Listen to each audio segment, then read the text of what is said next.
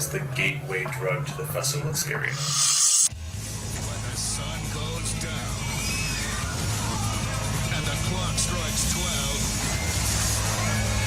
it's prime time for Midnight Madness.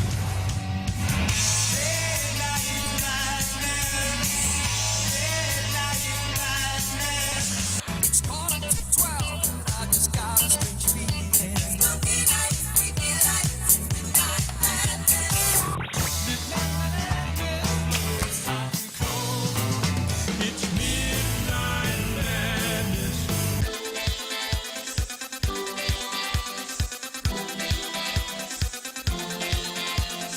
Midnight Madness. Yeah.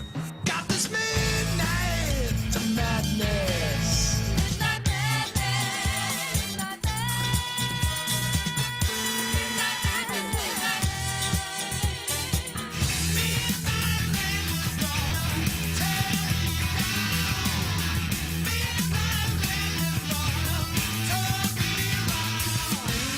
Caught in the middle of Midnight Madness. You got the Midnight Madness. You're gonna get it, the Midnight Madness. You're gonna get it, the Midnight Madness. You're gonna get it, the Midnight Madness. You're gonna get it. And now the Midnight Madness Show, where it's always sunny and 82 degrees. Here's your host, the DJ Doctor. Good morning. Where it's not sunny and 82 degrees. It's getting awfully dark out there. But hey, I like what the big man with the deep voice says. Sunny, 82 makes you feel chipper inside. I'm Mark the DJ Doctor saying hello. Welcome to another Midnight Madness Show. To my extreme right, the one, the only, the highly entertaining hillbilly heartthrob, Jason. How you doing? I'm feeling peachy keen. Somehow I knew that was going to come out of you. I'm sitting here in a Speedo and a banana hammock. And you what? I missed that. What'd you say? You're in a Speedo? And a banana hammock together. Wow. And that's just from the neck up. Wow. Sorry about that, all you people out there listening. We have at Command Central in Pulaski, Tennessee, the one, the only, Brian, the IT guru genius. How you doing, Brian? I am so fortunate to not be in Manchester near that disastrous, scary thought of a sight. Good thing we're on radio, Brian. And you know he's lying because if he was, he wouldn't be sitting next to me. He'd know he'd be out in the parking lot. So, you know, I don't know about you guys. I couldn't even know about y'all. I couldn't even picture that. That would be terrible. No, I don't want it to even try. You're the one that brought it up. That just warps the brain right there. And to my left, she has a hoarse voice tonight. We're going to let her say a little something in the microphone. The one and only Miss Velvet Presley. How you doing? Good. Now, if I talk really low, Yeah, so she talks really low. then you can hear every word. Makes you a little You ought sultry. to be like that. What's that? Laura? What's her name? Did the really, like the love stories on FM radio. This is Laura, and you're listening to. I can't think of her name. Always talked real sexy voice Well, like that. they now have Delilah. Delilah, that's it. Not Laura, Delilah.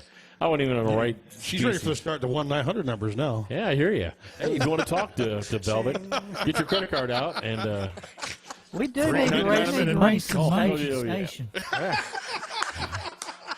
You're paying, we're talking. Yeah. You- We you're love your my contributions. And it's going to charity, of course. It's all going to charity. So you doing okay? favorite. I just don't have a voice. Well, we'll try to take it easy on you.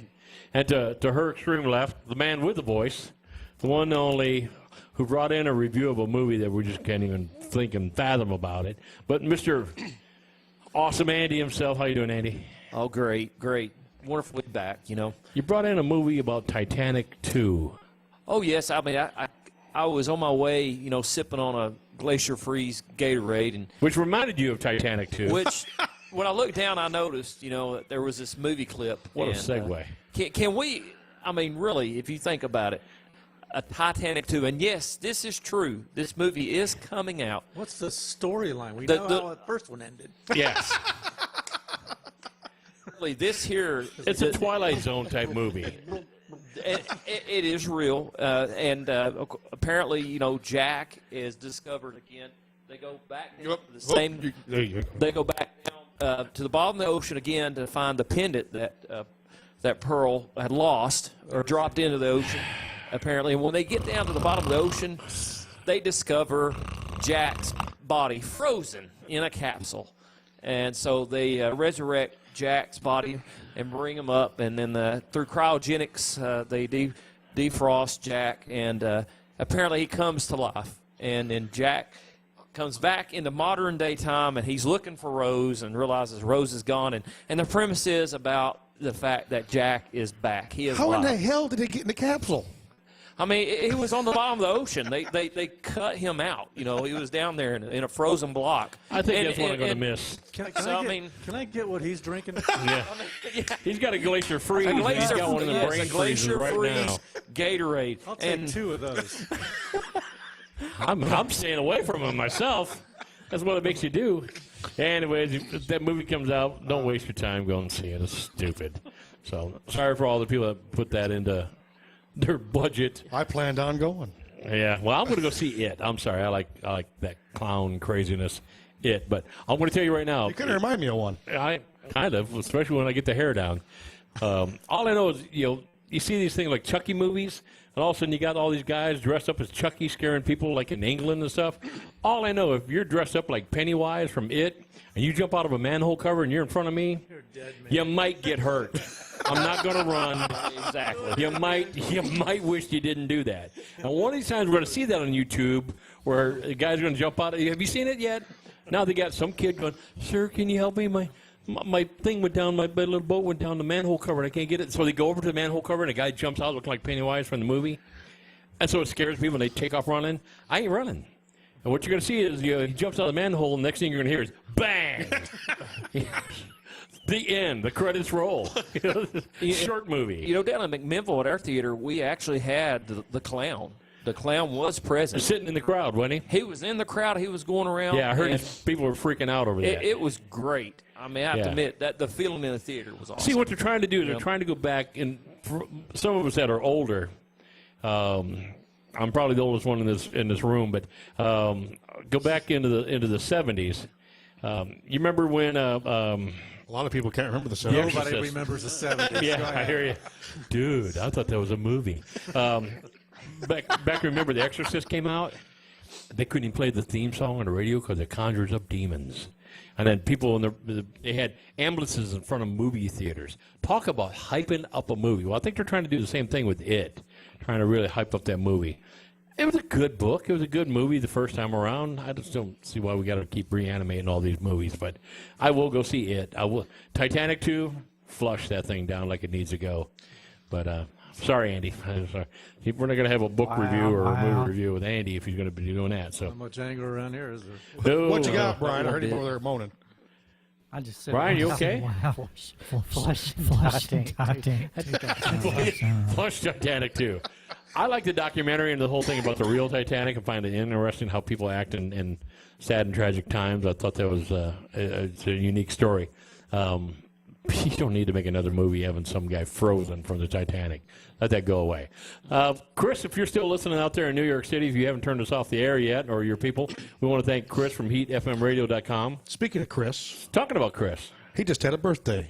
Happy birthday, I believe Chris. it was Thursday last week, so he is 106 years old. maybe. All right, he's not. So now, Chris, if you haven't shut us off after that, Wow. happy birthday, Chris. Thank you for putting us on the air and putting us on your station out there. We appreciate it. That is heatfmradio.com. So check them out. Check ours out. Make sure you like it. Share it. Spread the love. Obviously, they're listening to one of them for listening to They're us. listening to one or the other or both. Right. Maybe listen to both. And Ray Nutter is watching? Is he watching He's on Facebook YouTube. Live? Oh, that's cool. Well, Ray Nutter, we want to thank you for listening in. Why don't you introduce the talent of the show tonight, Jason? Who do we got here? You have we have a great talent tonight. Yes. Absolutely wonderful talent tonight. That's not you. Can't wait to Oh, hear that's what I was going to go with. Yeah, I know. I knew you were going up to that. Can't wait to hear them. When are they going to get They here? should be coming in the next hour.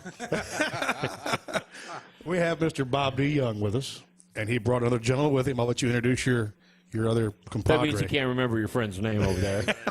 It's a nice way of saying it. Mr. Bob DeYoung, everybody. How you doing, Bob? I'm doing good. I'm doing good. Bob's a Good to be back here. he's like a Tonight Show veteran with us. He's been on the air with us several times on the radio show. He's done a couple of fam jams, I think. Haven't you? Two, maybe or three? Yeah, three. We've always liked to listen to Bob. He's got great stories. He's got a glutton great for voice. punishment. He brought he's a glutton for punishment, obviously. He keeps coming back. He brought another beautiful baby with you. We'll talk about her in a little bit. I thought you were talking about his friend. Well, he's not bad looking either. Wow. I'm getting This is really, going wrong. I'm getting really uncomfortable. It started going bad from the Titanic 2 part, and it just kept getting worse. Yeah, so let me jump in and introduce you to Mr. Jim Green. How you doing, Jim? Good. I'm Now, doing well. We've had you on the air before. Jim's been with us. So, again, we've got a lot of new listeners because, again, we keep expanding. This radio show keeps going like crazy on us. So, That's wonderful. Again, we had listeners in 38 different countries, and I can't even pronounce some of the countries. I didn't even know there were countries. They just sound like they made them up. But United States. yeah, something like that. Yeah, a lot of vowels and a T. But yeah, it's, Kentucky is one of them. To our friends in Kalamazoo, we appreciate you listening. Yeah. So, well, Bob, why don't you play us a song real quick, and we'll get our people to get to know more about you. Let me see. I don't even know what I want to play.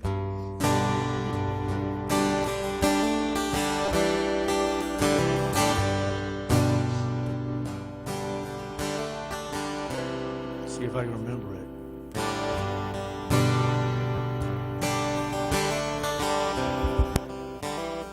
This is what it feels like to wake without you. Like a knife cutting deep in my soul. Used to have you to turn to. I got no one to hold. Couldn't find a way to keep you. Change your mind and make you stay. Counting on this bottle of whiskey to get me through another day. Gotta get off this road that keeps taking me back to you. Keeps me believing that we ain't through. So no bridge that's long been burned. Gotta get off this road. That page is already turned.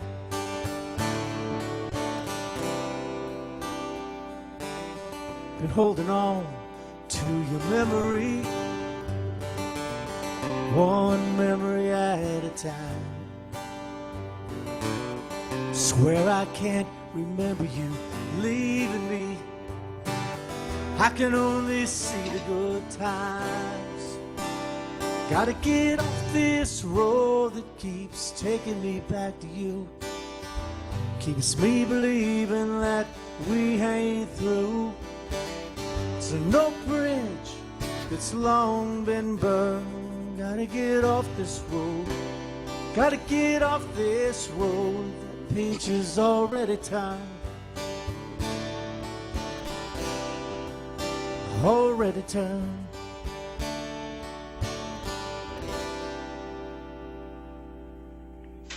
Kind of a short version minus lead.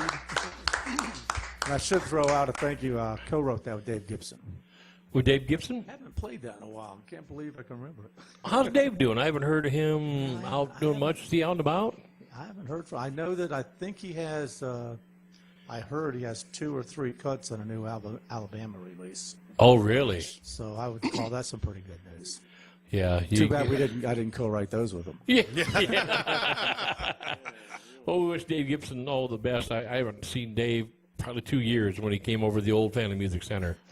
Probably 2 years ago. My favorite story about Dave, and I know to some people it wouldn't sound good, but to me it was like the first time I got with him. I'll play the song later. I know you guys have heard it. It's called "There's No Me Without You." Right. And it was then it wasn't even called "There's No Me Without You." And he's like, "Well, I like the song, but what is it about?" And I go, "I don't know." He goes, "Well, if you don't know, nobody's going to know. So, tell you what, why don't you just go write it and get back with me?" I was like, wow. I mean, he was a little nicer than that, but that's kind of what he said. Right. So I went home and cried. And no, I went home and sold my guitar. And 3 days later, my phone rings, and I'm looking at it, it's like, it's a Nashville number. It's Dave. He goes, well, do you have the song for me? I go, as a matter of fact, I'm doing a working copy to send to you right now. And I sent it to him. He goes, that's it. That's it. You want to play it? So then since we got. Yeah, I'll do it later tonight. Later, And, okay. but it was one of those things where he goes, yeah, let's write a few things together. So we ended up having a couple songs. One that's under contract again. Oh yeah. Yeah, but hey, at least it's under contract instead of sitting on my shelf at home. But yeah, Dave kind of put me to the fire and said, go write something. And help me out. Dave was in a big the Gibson. He was with the Gibson Miller. Miller Band, yes, Gibson man. Miller. I kept wanting to say Collins, and I just, I knew it was Alan, Rossington Collins. I could He's not get good, out there. and Daisy Gibson Miller. Dern. Daisy Yeah. Dern. Man, they're just good people. Yep. They're just good people. Yeah, he was a real nice guy. He like I said, he's come in with Charlie Allen and some of those guys over at the music shop at the old place, and he was like spur of the moment. Hey man, I'm playing down in Atlanta tonight. Why don't you come down and join me? How do you tell Dave no? But like, Dave, I've got things I got to do, man. But he's So yeah, we co-wrote that one. We were kind of pleased with the way it came out. yeah, good guy, good job. Gotta hear it. So what's new been going on? You said you played quite a bit North Chattanooga, quite a bit. You got a Yeah, club? we did an 18 songwriter session for 18 months up on Lookout Mountain at a restaurant up there, and that was a paying. Once again, songwriters in Chattanooga is paying gigs, so Good. I bring in all the songwriters, and we let that go, and then got a place Fiamma that we just did a 6-month run at. I'm not sure if we're going to keep going on that, but I keep finding places where I can at least get some money in the pockets of the songwriters, because Right. there's so many open mics and so many opportunities to go play for free. I think you should be reimbursed, even if it's a little bit, for your talents. Yeah, there's only so much exposure, right? Yeah, but I think one of the biggest problems, I don't know if that's true everywhere, but in Chattanooga, one of the biggest problems is there's so many songwriters who are willing to play for tips.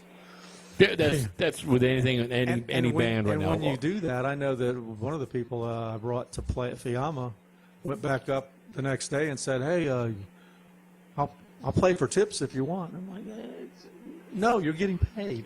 Yeah, musicians make Don't a stand. give away your wares. If you're a songwriter, I'm not going to make a lot of money, but you know what? Enough to get home. Yeah. So, I just try to do that. I'm still doing the Heritage House up in Chattanooga. That's at the Chattanooga Songwriter Association. All right. Still doing house concerts. Still doing some writing, and just having a good time, staying alive, and everything. What's like your ratio of music for you on a day? Are you like 60% of your week is devoted to music, or 50%, or? Well, I'd like to say 50 or 60%, but in reality, it's probably about 40%. 40? Okay. Yeah, That's still not a bad number. There's people out there trying to do a lot less, and I think you just got to get out there and do it. You're one of the guys that's always seemed like we always see something going on with Bob DeYoung. Yeah. And you just got to do that. You got to keep your name in the fire. And Yeah, it's one of those things. Like, go back to Dave Gibson. I asked him once. I go, "Do you write every day?" He goes, "Nope, but I show up every day." I'm like, wow, those are powerful words right there. So Yep. and the thing is, if I don't show up today, the only person I disappoint is me, and I get over it pretty quick, But I'm still moving forward. As long as I've got steps moving forward and making progress and enjoying it, I'm going to keep doing it. I Until hear you you. throw me out and unplug me.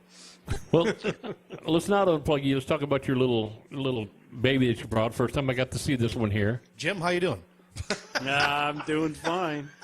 He is going Thanks, to Bob. work that to death, ain't he? I'm looking at Bob has always been one with really cool guitars. The McPherson, I was making a joke because Bob was going out to pick his guitar out and said, if it's the one that's got the hole in the top, you just go ahead and put it in my vehicle there. It's no good. If you've never seen the McPherson, look them up online. Beautiful guitars, and it just sounds. If you ever get to play one, grab it and play it. It sounds like a dream too. Yep. Well, Bob whips out this Gibson. Yeah, it's called the Gibson Doves in Flight. Yeah, beautiful. It's, handmade by Ren Ferguson of Gibson Acoustic, and it's a sweet guitar. It's got more It's hard to find. It's pearl got- inlay on there that an oyster would go dang. It's beautiful. Yeah, it just plays really good. And it just sounds, to me, it just has a great Gibson sound. I do have to say, it is much more prettier than I am. Yes, it is. I will agree with you. One thing I will agree with you is that. There you go. It's good. It plays great right out of the box. Yeah. How many guitars does he make a year, do you think? Is he don't mass produce. I mean, he's... No, he was hoping to probably make like 100 of these. Mm-hmm. And he thought that was a pretty unrealistic goal, but it's still a goal. Yeah. So, Well, Now, how many guitars do you own now? just the ones that I play. Which is all of them. I really, Which my is wife all of them. might be listening to this. I really don't want to talk about how many guitars I own. I okay? say Hi, great Mr. Young. response. He plays them all I, well. I will tell you, if you ever get over to Heritage House, and I have to bring a guitar in, it's called the Duncan Africa. And when I bring that in, it's an amazing story behind this guitar, but it is like a go-to guitar. It's unbelievable. Really? So I'll bring that in sometime, and I'll tell you the story about that one as well. That All is right. a nice guitar. Yeah, it's Very nice. so enough about my guitars because my wife might be listening. Do we need to talk about Jim a little bit over there? Yeah. What's going on with you, Jim? Nice seeing you again. Just playing here and there.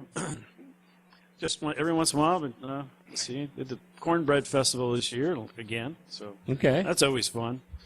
And other than that, I did a few gigs here and there, but haven't been doing a lot lately. Been writing a little bit. I'm trying to I got a new song I'll play tonight, Okay. and working on some other things. All right. So Keeping yourself busy. I do. I work. So I mean, this is. I wish I could do this all the time. I work 1 to 2 hours a day. Oh, yes. I'm sorry. It's not like I don't do anything. Yeah. That's Well, why right. don't we get another song from you guys real quick? What would you like to play now? I could do. I got one called "Never Again," Never Again? Okay. and it kind of tells a story. You hear it.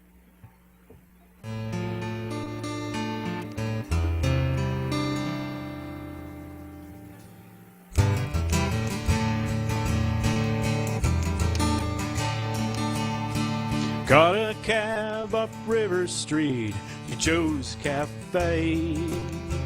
Grabbed the morning paper to kick off my day. I looked up and I saw her walking up the street, arm in arm and holding on to the man that makes her bleed. Thoughts race through my mind of the times we spent together, dreams shared without a care. We should have fed love's weather, but seeing her stirred the love we'll never share again. Never again. Never again. Well, if I knew I'd see her, I'd have went the other way. But now I stand before her and don't have much to say. I laid down our plans, but we went our separate ways. Never tried to go back to see how it played.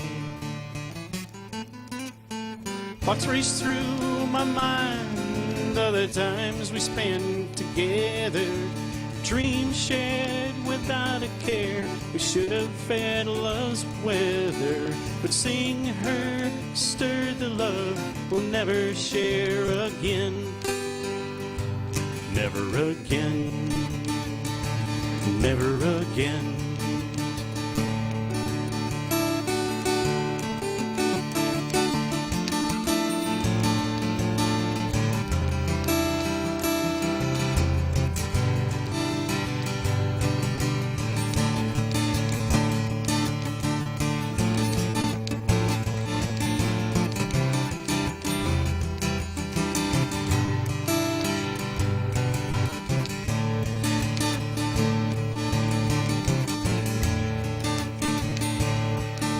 She asked me how's my mom and dad.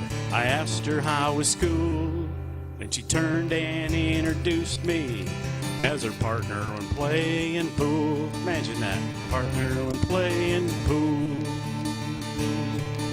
I smiled, shook my head, and I let it go with that. Said goodbye and stared into her eyes with the one last time I had, with the one last time I had. Thoughts race through my mind of the times we spent together, dreams shared without a care. We should have fed love's weather, but seeing her stirred the love we'll never share again. Never again. Never again. Caught a cab up River Street to Joe's Cafe. Thank you. Jim's from Sand Mountain. I'm from Lookout Mountain. You got to go down the valley and go up the other mountain to where he is. Oh, okay. Yeah, Sand Mountain is also known as Potato Hill, I think. Potato Hill, huh? I wouldn't be telling nobody that. Just saying. Well, you know. So, Jim, where are you from originally? You're from that neck of the woods? Upstate New York. Upstate New York, huh? You looking at me? Yeah. Actually, up near Talking to me? Saratoga Springs area, up that way. Okay. Now, how Actually- long did you hang in that, neck of the woods? When did you move out of there? Oh, I was there. Well, I moved down here when I was, well, let's put it this way.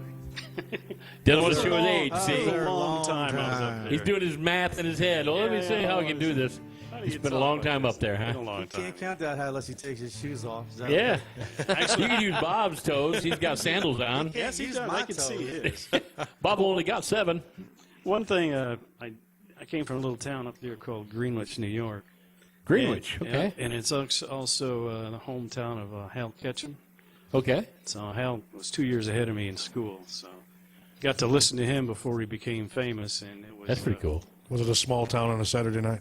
Yeah, and a lot of people thought that that's Wow. what a lot of people thought that that's what he was writing about, but it wasn't. But it's pretty small. That's But, pretty cool. Yeah, That's he pretty was, cool. He was 2 years ahead of you, but how far behind were both of you? I was 19 in 4th grade. Yeah. I was the only kid that graduated that came back from Nam. But, yeah, anyway. So you saw a lot of severe cold weather up in that neck of the woods up I there. did. Yeah. Yeah. So the music scene around that, do you know how that's going anymore? You've been down here for quite a while, I'm guessing. I've been down here quite a while, but there's some folks I keep in touch with up there. There was a gentleman called Bob Warren that plays up there quite often. He does a lot of work in that town and the whole area, the counties, Saratoga, and Albany, New York. He does a lot of singing. He does a lot of wonderful folk music. Okay. Brings a lot of people into music, and he plays it. I don't know if you ever heard of Cafe Elena in Saratoga. It was a very famous cafe. No, I haven't heard that one. Well, that was that cafe was a place where Bob Dylan got thrown out of Ah, okay. back in the day because they didn't think he could sing. Yeah, So he can. But he's more famous than the cafe he got. Yeah. I find that funny where I've heard people.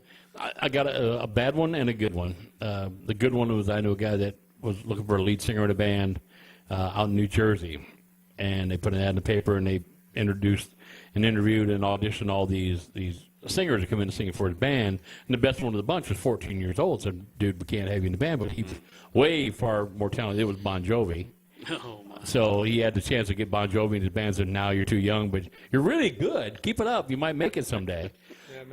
And then another friend of mine who was in a band in Indianapolis was sitting there saying, "Man, we had a really good band, and we lost the battle of the bands, and we fired our lead singer because he sucked." I said, "Who was that?" He was John Mellencamp. Well, how's that working out for you? You know? John, yeah. John's got what, 4 or 5 mansions, and you're playing $35 bar nights. Yeah. So good move there. But yeah, you just never know. That's music. Yeah, you don't know. I mean, you don't know. I mean, some of the people with voices, I never thought Neil Young had a great voice, great songwriter, but it just happened. Stevie Ray Vaughan, I love Stevie Ray Vaughan to death, but as a singer, you just kind of go, oof, rough. But it worked. It worked for him. So Neil Young. you just don't know. I mean, Bob Dylan, Neil Young, a lot of those guys. Don McLean played up there too. Who did? Don McLean. Don McLean, yeah. He played in that same crack cafe. Yeah. But they didn't throw him out. He played in my high school. Me? Yeah, he played the thing in my high. Everybody knew Don McLean, but no one knew who Harry Chapin was. In our area, we never knew who Harry Chapin was, but Don McLean could that one song. Only Harry Chapin's song was "Cats in the Cradle," but of course out east he was huge, down the eastern seaboard and stuff. He would, everybody. Larry, Uncle Larry comes in here. He could coach you every single lyric of every single song that Harry Chapin ever sang. Just in the Midwest, it was Don McLean, and Don sang without a microphone in our auditorium. Just played acoustic guitar and sang just. Boomed his voice out. So I got to see him sing. So the other, I will put a plug in for one other group that was up there from Saratoga, or not Saratoga, Schenectady, excuse me, called Yarn. And Yarn, and they play up and down the eastern seaboard, and they've been playing all across the country. They're a kind of a country rock band, and they do original stuff. They do original stuff, and they've got several albums out. So check them out, Yarn. Just like Yarn, yep. Yeah, okay. Well, we'll have to check those out. So people that are listening, check out Yarn from Schenectady. Yeah. Up there. Who else is from there? Somebody's famous from there. That's not. I am. I mean, yeah. Well, Jim's from there. Response. Right from outside of there. Who else do we need? It seems like there's a movie star or somebody famous that's from that neck of the woods. There goes Alf. Who? Alf. Alf? Yeah, Alf's from there. This show's going to go bad. I can see that right now. Jason, there's a call on line 3 outside if you'd like to take it. But let's get back to some music, guys. What would you like to play next? Let me see. I can't just pronounce Schenectady right, much less spell it. I wrote this. I got to tell you a story behind this. It's a pretty cool story. I wrote this for some friends that show up to see all the songwriters play every time they're there. And they didn't know it at the time, but they met at Talus, the place that we were playing the songwriter sessions. Immediately fell in love. They didn't know it, but everybody else knew it. And that's pretty. I've only played this once, right? So I'm going to try it anyway to see if I can get through it. But this whole song is based. They asked, "You got to write me a song." I'm like, "Oh boy," because that's a lot of pressure for somebody who really wants you to write it. So this whole thing came down with. She was talking. Her name's Jan, and she was talking to my wife before they even met, and before her and David met, and said, I told God if I have to be alone, that's okay, but I'd really like to fall in love. And then she did. And David, after they became a thing, wrote her a love note. And her favorite line in that love note is, "You're the person my heart's been waiting for." And I'm going, God, I got to take those two things. And here's kind of what happened. We'll see if I can pull this off. I did it the other night. But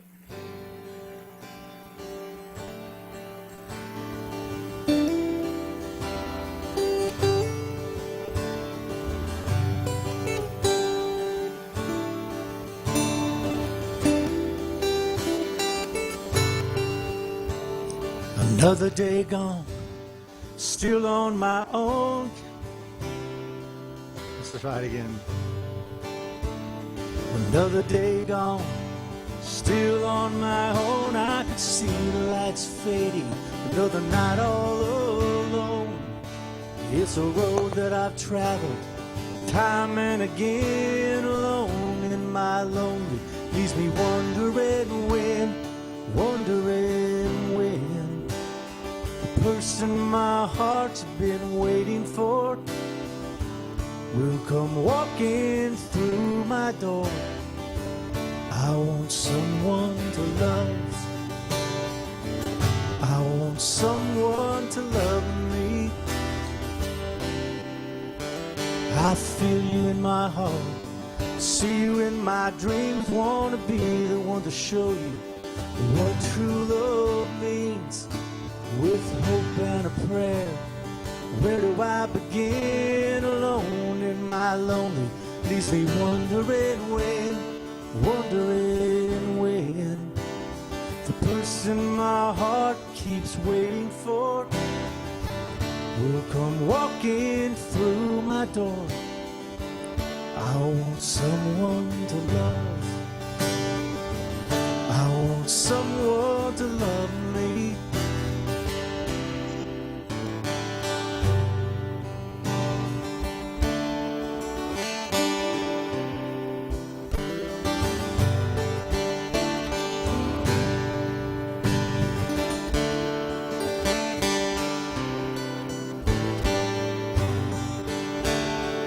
Just when my heart was closing that door, you walked into my life and gave me lonely no more.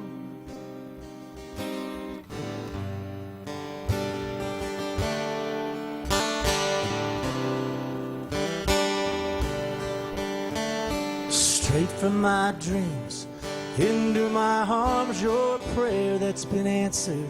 I've waited so long. You took all my lonely, wrapped it in love. I give all my thanks to the man up above. You're the person my heart's been waiting for. I could never ask for more. I found someone to love. I found someone to love me. I found someone to love. I found someone to love me. You're the one that I love.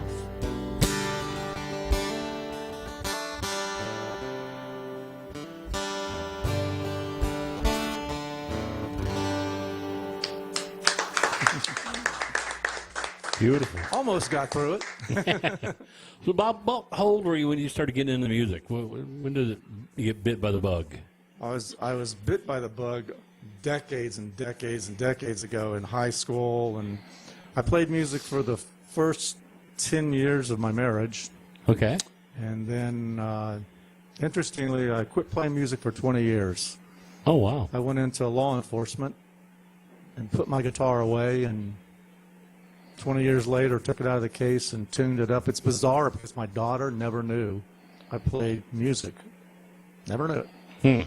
And it's just one of those things, when I commit to something, I commit to it. And although I regret not playing for 20 years, I don't regret for the opportunities that I had to help people, you know, in the law enforcement capacity. But right.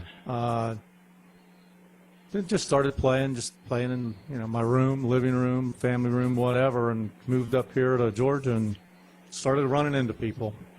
Now, when you were back in your high school days, were you a singer-songwriter then, or were you in a band, or were you singing the school play or anything yet? Yeah, mostly it was me and one other guy, and we were having a good time. We were playing 6-7 nights a week. I mean, that was down in South Florida, and there were so many places to play down there, and between Miami and Miami Beach. And yeah, it was. Wasn't that hard at a young age at that to stay focused? No, man, it was so awesome because, you know, I mean, this was hardcore. We play music every night. Mm-hmm. We were performing at least 6 nights a week and practice maybe one night. Get up 6 o'clock in the morning, go put in lawn sprinklers all day, come home, have dinner, go to the gig and play till 1 or 2 in the morning. Those were the good days. I was young enough I could do it. Yeah. Now, you know, I mean, I bring Jim to keep me awake when I drive home from here. Got the coffee you're brewing. I sure am useful. That and the bourbon. I hope both of them keep me awake. Yeah. There's one thing about Bob that I like that I've noticed, and I've seen Bob at Jim Oliver's Smokehouse. You know, he's been on me and Randy's show, Nashville Night, and now once again here on the Midnight Madness show. One thing I noticed about his style of writing is Bob's always good about capturing youthful love or capturing moments when somebody, you know, meets someone, or you always capture songs like that, and you always are able to write those songs out. There's one song I like. I don't know if he'll play it tonight or not, and that's the one about the Chevy, about the. Oh yeah, Yeah, I'll probably play That's that. my that- favorite. That's, I haven't that's, played that one in a long time either, too. But and that's a great song. He tried to dedicate it to me last time. But that's just one thing I noticed about your style of writing. But you do such a great job of it, you know. So I appreciate could that. understand, you know, Steve Gibson wanting to kind of be around you there and You work know, with you it's on that. bizarre because for the longest time I thought it was Dave Gibson. We got to quit laughing at him. But for the longest time I was telling people I write these songs but I have no idea where they come from. They have nothing to do with me. And then it dawned on me, really reflecting back on the songs, now I know where almost all of them come from. It's really... Well, they all paint a picture. Every song that you sing, you can see the whole scenery. Everything comes into play. It paints a whole. Yeah, you Well, tell a great story, and I'll make a correction. That I meant Dave Gibson earlier. So sounds if really- Dave's listening, Andy Parton says, I'm sorry. He's been called worse. Yeah, it's all right. I think Bob's songwriting style goes back to the old tradition. We were talking about the Bob Dylan's, the Neil Youngs, the Steve Gibsons, you know, those guys. Sorry, Andy, you had to do that. But no, Dave, I just did that as fun. But you're kind of in that same mold, though. I think, you know, you tell stories like the Jim Croce style. Hey, listen, I'm going to come here again. Yeah, he's getting his ego patted. But no, but Bob, when he sings, it's descriptive. You can see it. Yeah, I mean, Yeah, my dogs all come up and go to sleep when I'm playing. well, Bob's got that. It's real encouraging. That Dogs like dead. Bob's got that. What they the most relaxed man in show business, Perry Como. Yeah. Bob has that kind of aura in the music business. He's relaxed. It's a very smooth voice to go Yes. along with it. You know, it's funny because people go, "Don't you get nervous?" And I'm like, "Nobody's going to die. Nobody's going to get hurt. Nobody's going to prison. You don't need to worry about it." No. What's the worst? The worst that happened on that song. I messed it up. Yeah. And nobody knew. And oh yeah, you did. You can always tell when a songwriter messes up because they laugh Yeah. at themselves. Right. But so you've been doing the music for quite a while. You took time off to go into law enforcement. Was that how'd that change? You were playing music and then you just went, I always want to be a police officer, or did you get into detective work, or you're not able to say because of the witness protection Yeah, I can program? tell you, Or but then I have to kill everybody here. And what's the fun in that? well, Jim, hold my guitar. I'll be back in a minute. I got to go to the bathroom, guys. I'll be right back. I got to go to my truck. There's Yeah. nobody stealing his guitar. So did you always want to get in the law? Listen to Case first. Yeah. Did you always want to get in the law? Is that a dream of yours? I don't really know what happened. I know that it just did. Okay. You know, and once I was there, I did the whole thing. I did uniform, road patrol, fugitive squad, career criminal. Spent 15 years on the SWAT team. SWAT? Did Wow. internet crimes against children. Yeah, that was pretty cool. Actually, myself and we call them a group of rogue agents and detectives got together and started doing that, and we became the first federally funded task force. Oh, that's cool. So it was. Yeah, that's real. In retrospect, I wish I never would have done it because a lot of that stuff stays with you even Right. decades later. But it needed to be done. It's still being done. So Yeah. Don't you have like a soft spot to see what's going on with all this stuff on TV now and how they blow things out against the officers? And I just get fed up, and I'm not. Yeah, I've never been a police officer, and I've had some family that were police officers. But I just go, you just kind of look at today's age. It's like a war against people in blue and brown uniforms over nothing. I mean, it's just well, not always. well. I would never judge anybody because I'm not in their shoes, and you have to be in somebody's shoes to really do that. But to do it effectively, I mean, a jury does it every day. But Right. this is one of those things that mistakes are made, and cops are human. I think you have to, but that doesn't excuse the mistake. If you really do something that's not good, Oh yeah, I mean, I just look at it. I think they're treated unfairly. I mean, life decisions split moment. Bob, it's you or me, and you gave me fair warning, and I'm not heeding it. And then you do what you need to do, and then everyone comes down on, well, he used violence and abuse. I just look at it and go, if a cop tells you to stop, drop what you got in your hands, stop and drop what you have in your hands. Yeah, if you're thinking rationally at the time. Yes, right, exactly. So now you're dealing with people that may not be thinking rationally. You know, it's just you just do the best you can and hope you did it right. Well, we appreciate your service out there. You look like you came through very well. I never knew you were on the SWAT team. That's pretty cool. As I say, the jury's still out, but That's why his hairline matches mine. Yeah, yeah. Well, he's got a reason to, though. You know? Yeah, that's the only thing I miss about it. Okay. Well, again, we thank you for your service. It's a hard, almost unfair business to officers these days, getting prejudged for stuff. I'm glad I'm retired. Yeah. So, Jim, have you ever been an officer of the law, or you just been on the other side of the law? Bob arrested you a few times. Pretty much on the other side of the law. Yeah, put you in the handcuffs. Now we know how you two met. Yeah. Well, yeah. I saw his picture in the post office. So I know that guy. I did have a guitar in my hand, and he said, "Yeah, I need a player." He had my guitar in his hand. It wasn't that one. Either you're gonna play with me, or you're going to jail tonight. You better make up a decision real quick. I wouldn't be here if it was that guitar. Oh yeah, or the McPherson, either one. I got a feeling. No, that's right. So I did a little search and rescue up there, up in the north. Oh, did country you? For a while, yeah. That was arrested for doing it. not that kind of search. Get that boy out of there. He was hiding people. Yeah. Go ahead now. Yeah, it's okay. It was good. It was good. We went out and did the lines and everything, make sure that everyone, that the grid lines for the searches, and then we'd set them up and go. And it was fulfilling because you actually got out there and tried to find little kids that were lost in the woods.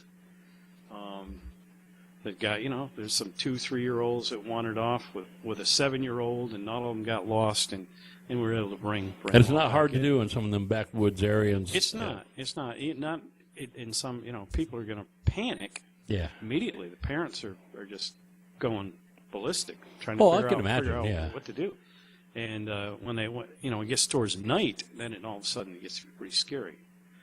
What happened to them? They think all kinds of things. But we're out there. We went out there and we did the searches, and we found the majority of them. That's good. Again, thank you for all your few adults we didn't find. You want to know why they think the found them worst? later. What's that? You want to know why they think the worst? Yeah. Because sometimes that's what happens. But, I know. Yeah. And that's where you but come it's in. yeah. Right. Hopefully you do your job before we do. That's right. That's good.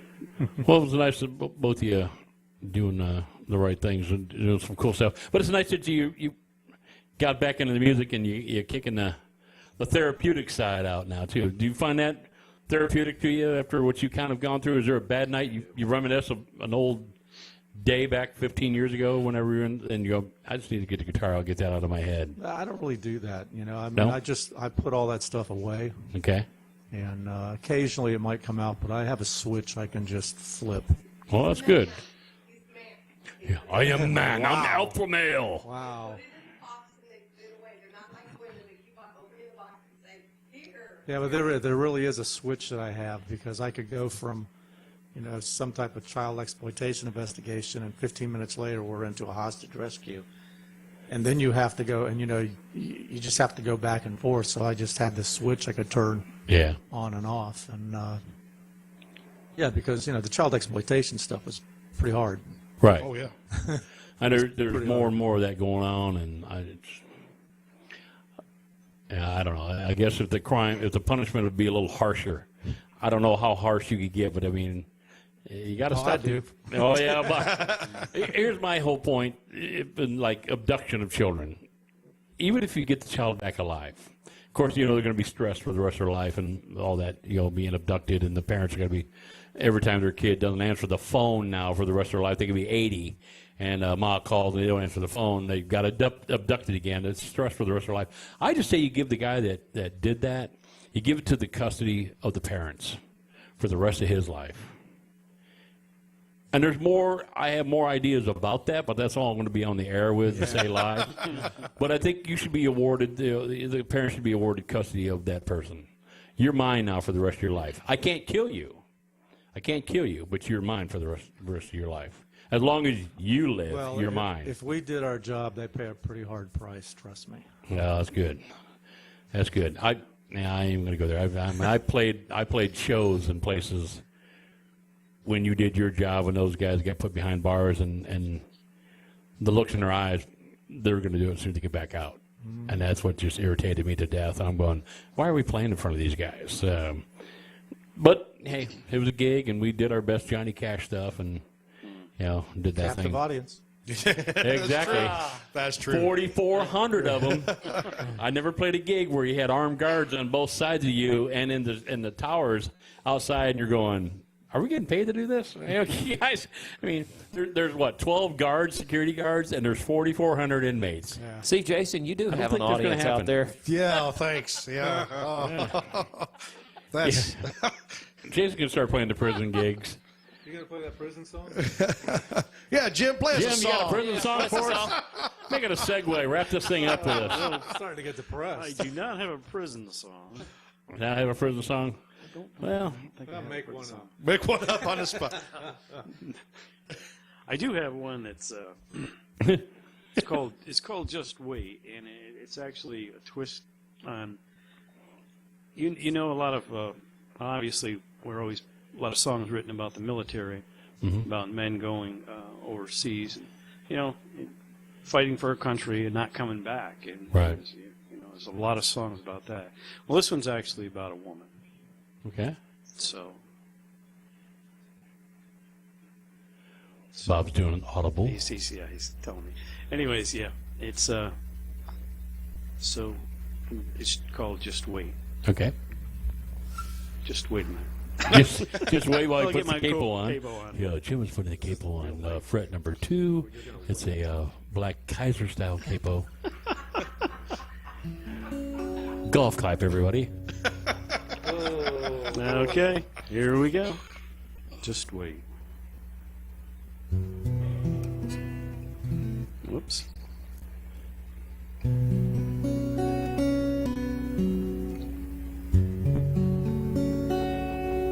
Got up this morning, the break of dawn.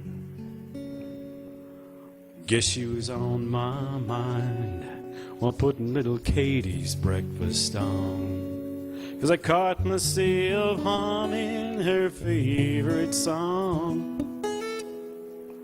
Thought this home I will love was enough she wanna stay. Still remember that day she turned and walked away.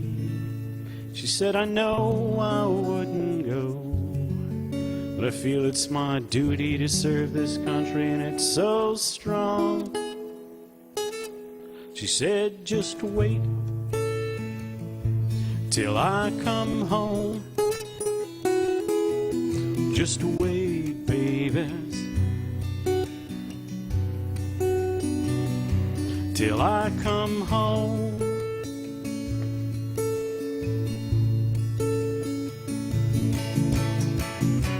It's been 2 long years. Little Katie, she still fights the tears.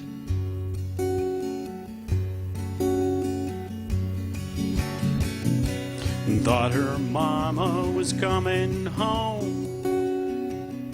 She said, I won't be gone that long.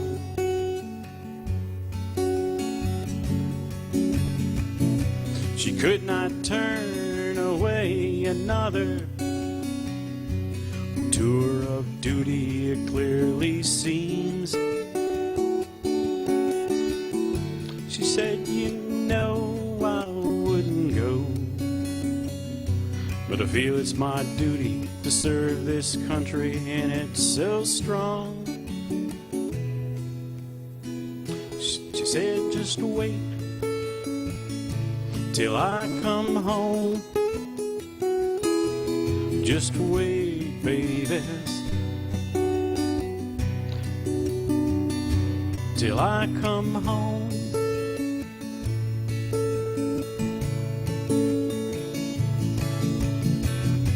I've never been in love like I am with her. Never gave my heart to anyone like I gave my heart to her.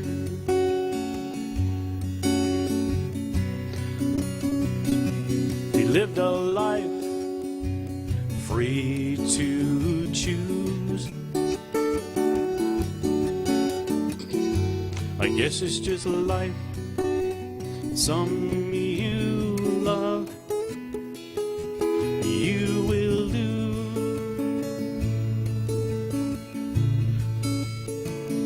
She said, just wait till I come home. Just wait, babies. I never leave you alone.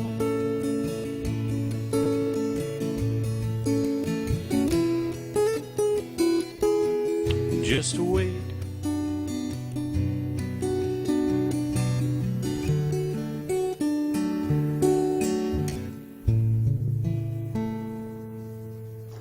Cool. Very nice. Now, Jim, how old were you when you got into the music scene? Well, I got into it probably when I was probably 8. 8, And okay. we got this old Holiday guitar, and we played it so much we broke all the strings off it, except for one, and that was the end of my career at 8. Okay. So then I didn't play until my sister got a guitar, and then we started playing together a little bit in churches and things like that, and then the days of marriage and all that came along, and children, and I got away from playing for a long time. And I used to write some music back then.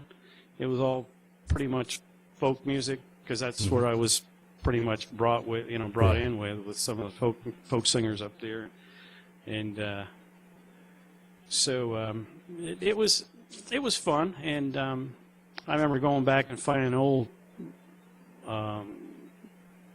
yellowed paper that I'd written a song on, sit down and try to rehash that in my head to see what it actually sounded like. And it was pretty shallow.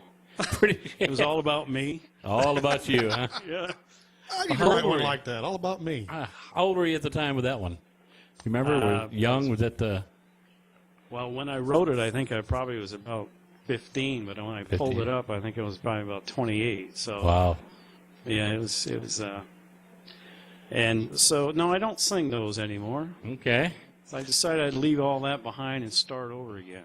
Did you ever get into the band scene? Did you play in bands? I did not get into the band No? scene. Okay. No, I did mostly solo work. The only part of the band scene I got into was sitting there watching everybody play, and just like always enjoyed watching people work together. Right. And so to come together as far as being coordinated enough to hit it every time. So what bands impressed you? What kind of bands do you like? Well, I did. I'll go back a little bit. I was It's all right. big Jimi Hendrix fan. Yeah, he knew how to work it. And Alabama, of course, and Mm-hmm. and let's go back and you talk about the '70s. You got Yes, Very Neil classic Young, band. Neil Young, of course, and Strawberry Alarm Clock. Strawberry Alarm Clock. Yeah. Now I like Strawberry Alarm Clock. They were good. They were I fun. should have been a songwriter back in the 70s. You just got high and wrote shit. But you know what the best thing Strawberry Alarm Clock did for us? Incense and peppermint. You know what the best thing Strawberry Alarm Clock did for us? No. Brought us Ed King, That's true. who went to Skinnerd, who did yes. all the Sweet Home Alabama riffs. Strawberry Alarm Clock, I think that's the same guitar player doing Sweet Home Alabama. Hurdy-gurdy, man. Oh, man, Donovan, Man. Sunshine, Superman, Yeah, I think I got that Call Me album. Mellow Yellow. Mellow Yellow. Yeah, oh, man. I just must have been fun back then to just get high and write. Well, I never did either one of the two too much there. That's for sure. Yeah, I stopped my days early, but Leonard Skinner, yes. that was our Strawberry Alarm Clock contribution. Incense and Peppermints. Was a one-hit wonder for him, but brought us Ed King. So, Bob, what kind of groups do you get into? Who do you listen to? Other than Jim, of course. Oh, thank you. I'm glad you put a plug in for me finally. I listen to you. He's got all your stuff. He listens to one song. That's all I. One at a time. Well, obviously, my growing up phase was Jackson Browne, James Taylor. Okay. But you know, you go back, and I mean, today I like everything. What's this group? You want to hear an awesome group? It's called Exist. Just found out about it. One of my friends said, "Oh, my son's in this group," and I listened to him. Like, I bought the LP like right away. It's this heavy metal, but it is awesome. Really? So, what's the name of the band? Exist. Exist. Okay, so we got to listen to Yarn and Exist. Yeah, trust me, man. This is some awesome stuff. And again, I'm going to throw out the Backup Planet. For those of you, we've been bragging about Backup Planet since the Bonnaroo. They're playing. You see, Brian, they're on a national tour now. Backup Planet is. You can go to our Facebook page. I posted all their stuff on there. So, we'll check out Yarn and Exist. So they're more. Exist is more of a heavy metal band. Oh, they're like serious. Wow. Serious. Where are they out of? You know where their locale is? I think it's up in New York. Up in New York? Hey, I know some other people that came out of New York too. You know, Hal Ketchum and Jim. Steve Jim over there. Steve Gibson. Steve Gibson. Sorry.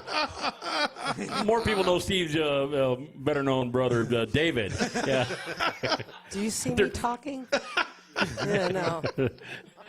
Now, we got Velvet over here. You going to try to tell us a little story? I got a. You going to be able to do it with your voice? A little blog from a lady named Laura Mazza, who is very interesting. Okay. She talks about her little adventures.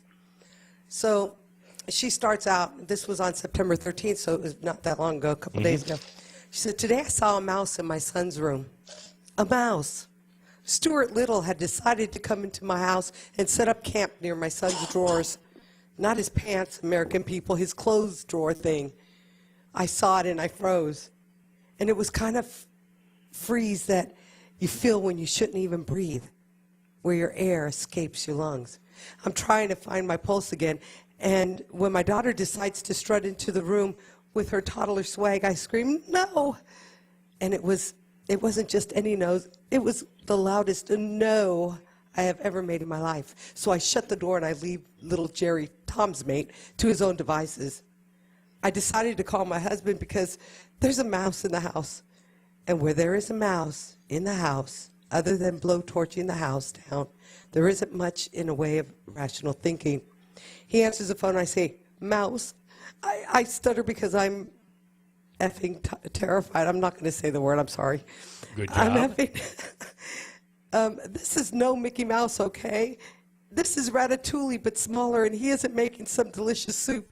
He's going to spray out a pebble poo and make babies everywhere in my son's ears, and they'll crawl in my mouth. Mouse in my mouth. Huh? He says, "Mouse in the house." I still say shaken. "Cat in the hat," he replies. "No, babe, there is a mouse in Luca's room.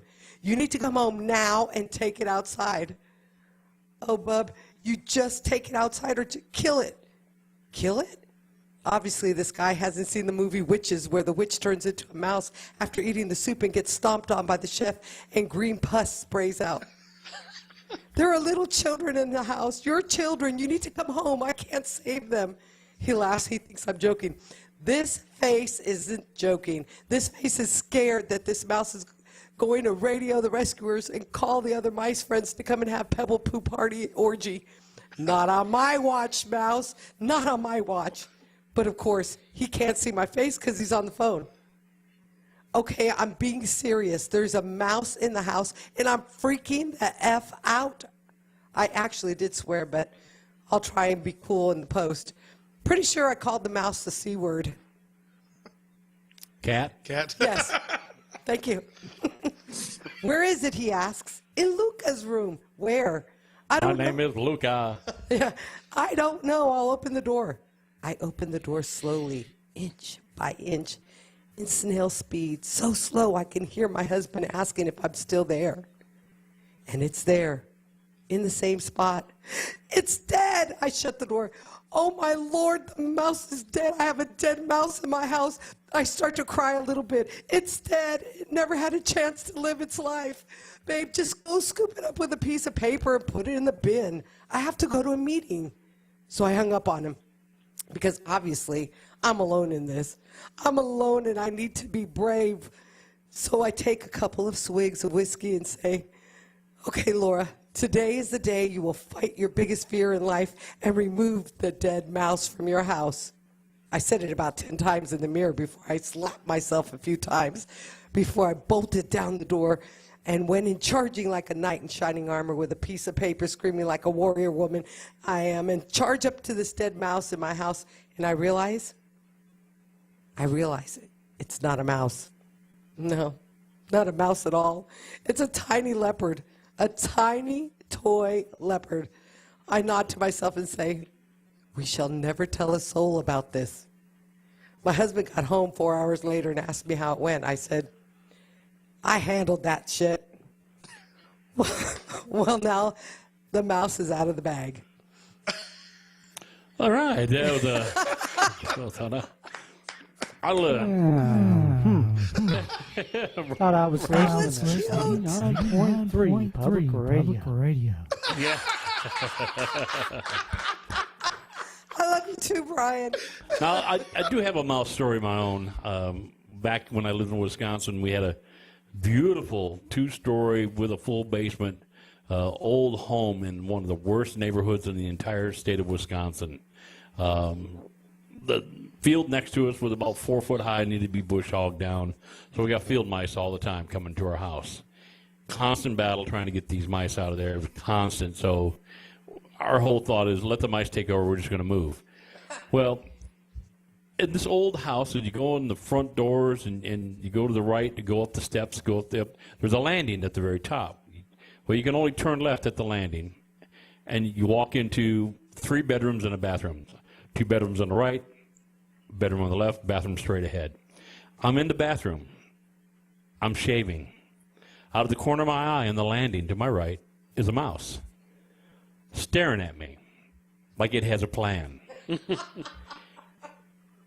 I'm not making this up. This is a true story. I'm looking at this mouse, and it's looking right at me. I know it's going to come flying straight at me.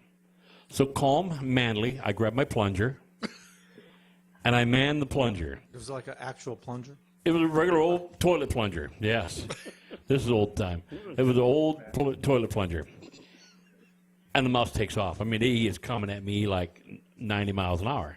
I got you. I'm athletic. I'm a baseball player at the time. I got my plunger, and the mouse comes in. It comes into the bathroom.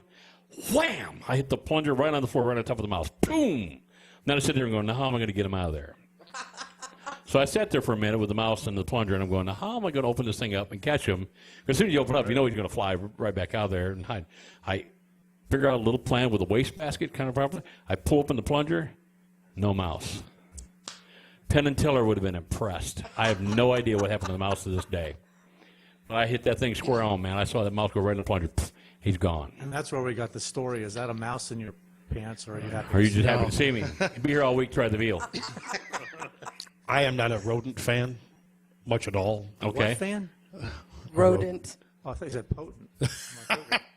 I had an old Dodge pickup, and the transmission had gone out of it. I just decided to take it to the dump, and after it sat in the field for 6 months, Dad came out, and we hooked onto it and was taking it to the junkyard. And I saw the mouse run across the dashboard, and it come down across the floor and tried to run up my pant leg.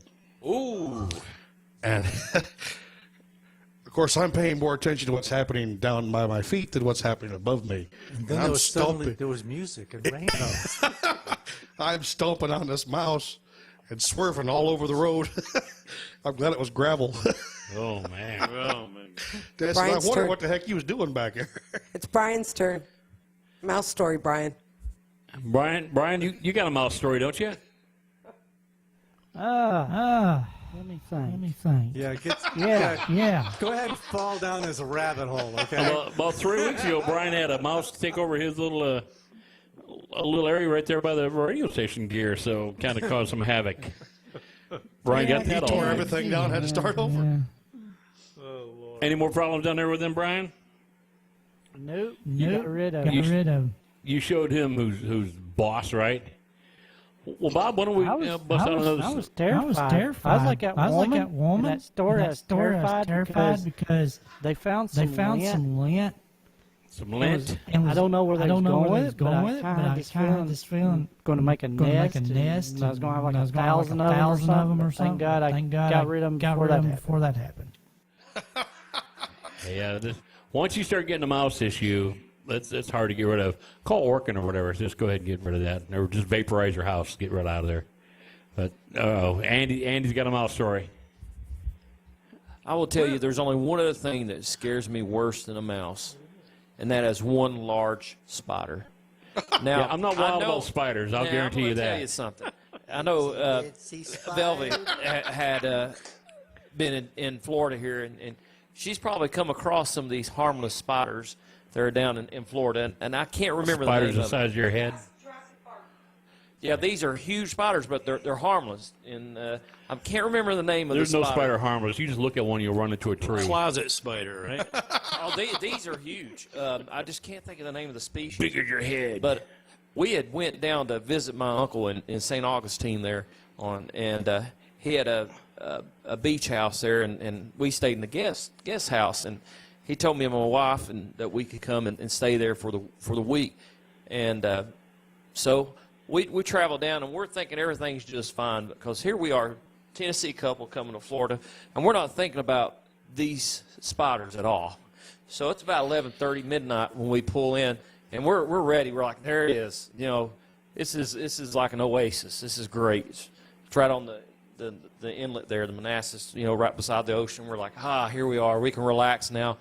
And so my wife, she goes ahead and into the house there, and I hear this scream, and I didn't know what it was.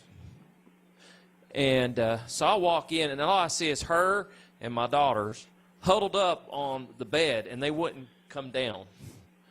And I was like, what is wrong? She's like, there's a spider. I'm like, a spider? I mean, really? She's like, there's a spider in here. I'm like, please, a spider? Really? You're afraid of a spider? He wound up on the bed with him by the time the story's done, I'm sure. Oh, yeah. Had to call the neighbor to come over and get the spider. And so anyway, to make the story short. Too late. It was...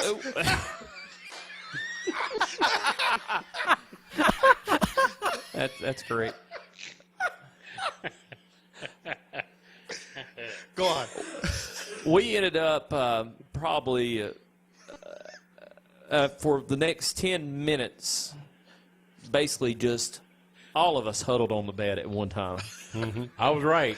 You were right about that. I saw this one coming. Yes. They're going to make a movie about this. It's going to come out right before Titanic 2. Arachnophobia 2, featuring Andy Parton. Starring Steve Gibson. Andy Parton with musical guest Steve Gibson. From the Gibson Steve Miller Band. Oh, great.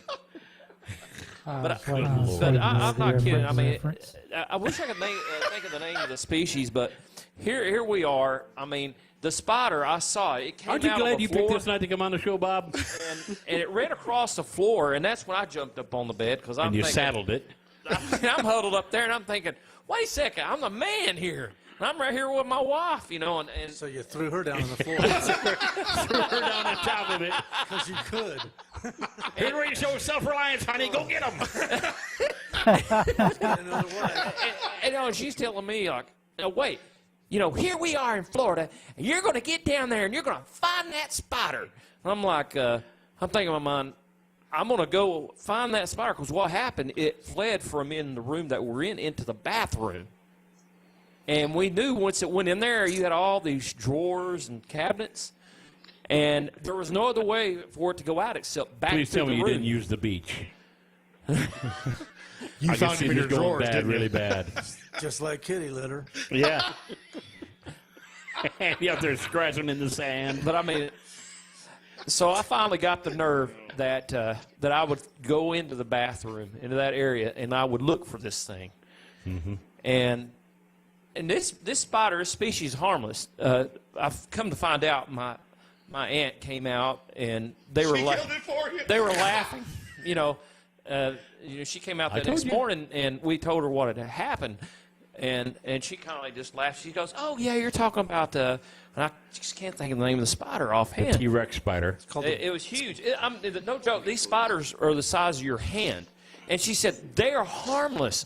We're all used to them. They eat the rats and the big bugs that are down here. They're harmless, and unless you're a rat or a big bug. We basically that night I won't forget. But I had to go into the bathroom and pull each shelf out, and my wife would just look at me and laugh because every time I pulled the shelf out, I would like screech. I'd be like, ah, because I think sure enough, that spider's right there.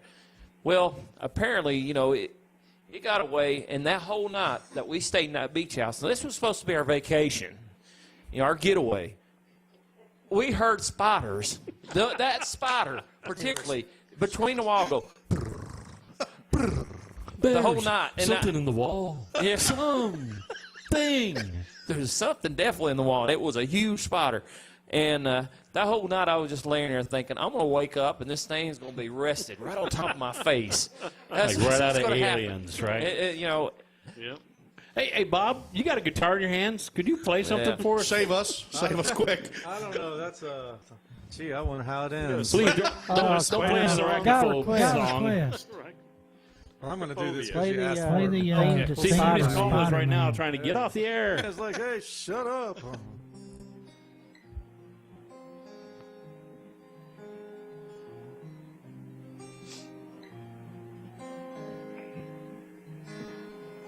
Saturday night, 3 beers in, out in my garage, under the hood of my Bel Air.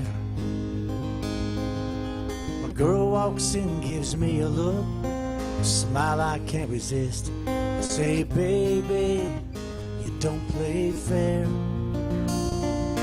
She grabs that chrome handle, opens up the door, pulls me in the back seat.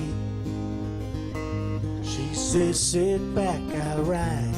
You don't even have to drive. Say, girl, you're all I need.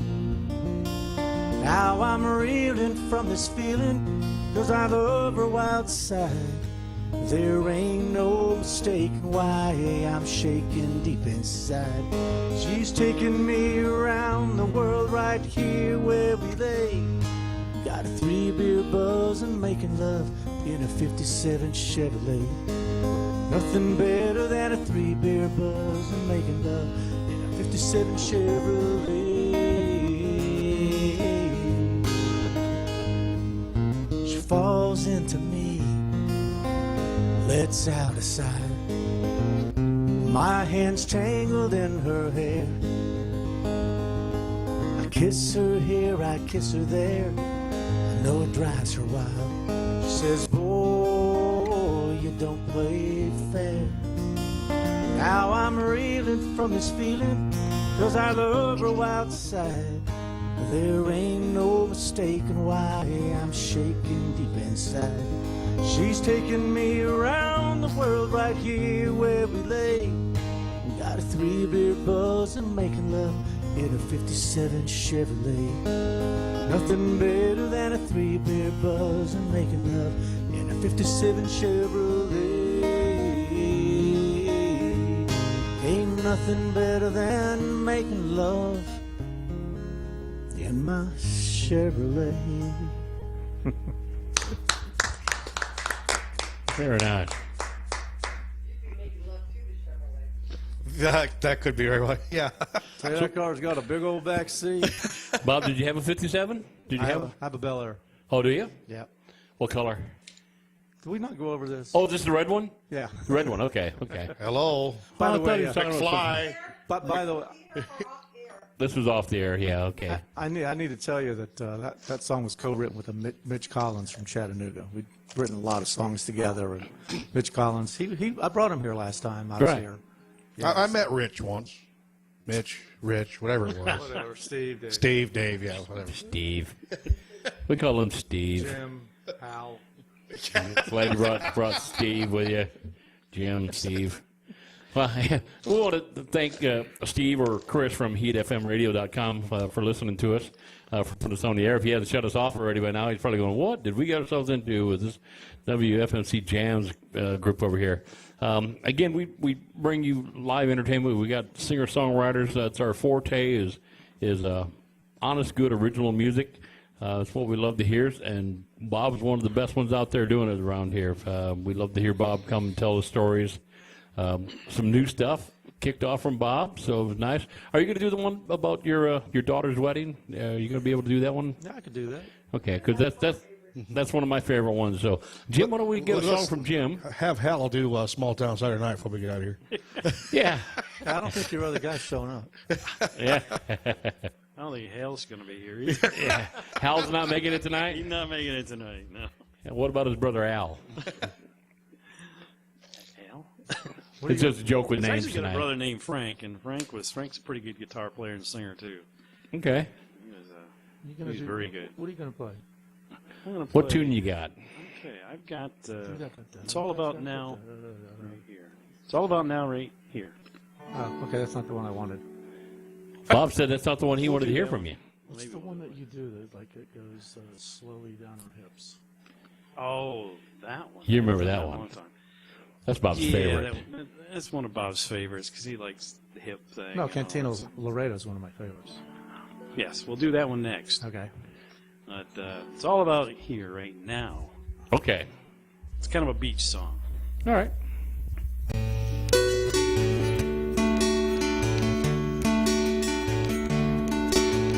Driving a beachfront road, hauling a heavy load. The old Jeep's full of coolers, packed with ice and beer. Dune buggies with tunes blasting, pulling up the rear.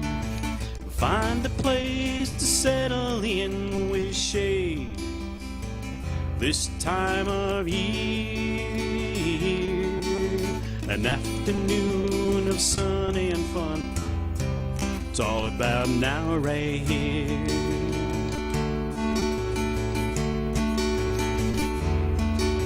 We pull into the parking lot near our favorite spot.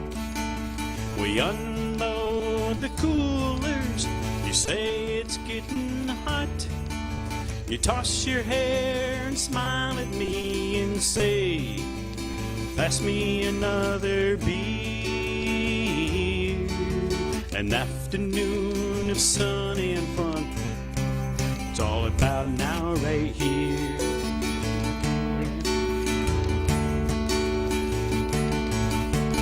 Flip-flops and sunglasses, don't have to wait till fall classes.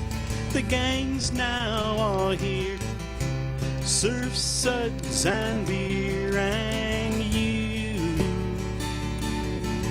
An afternoon of sun and fun, it's all about now right here.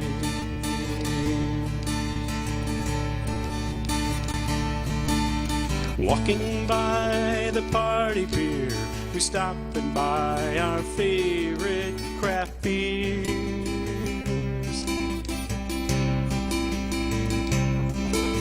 The surf rolls in, the gang rolls out, we're counting castles in the sand while walking hand in hand. An afternoon of sun and fun, it's all about now right here.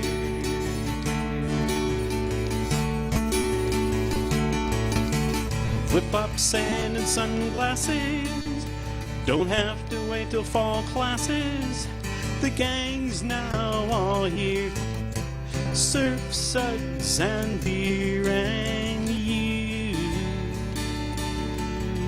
Flip-flop, sand, and sunglasses, don't have to wait till fall classes. The gang's now all here, surf, suds, and beer and you. Spending this time with you. It's an afternoon of fun, sunny and fun. It's all about now right here. An afternoon of sunny and fun. It's all about now right here.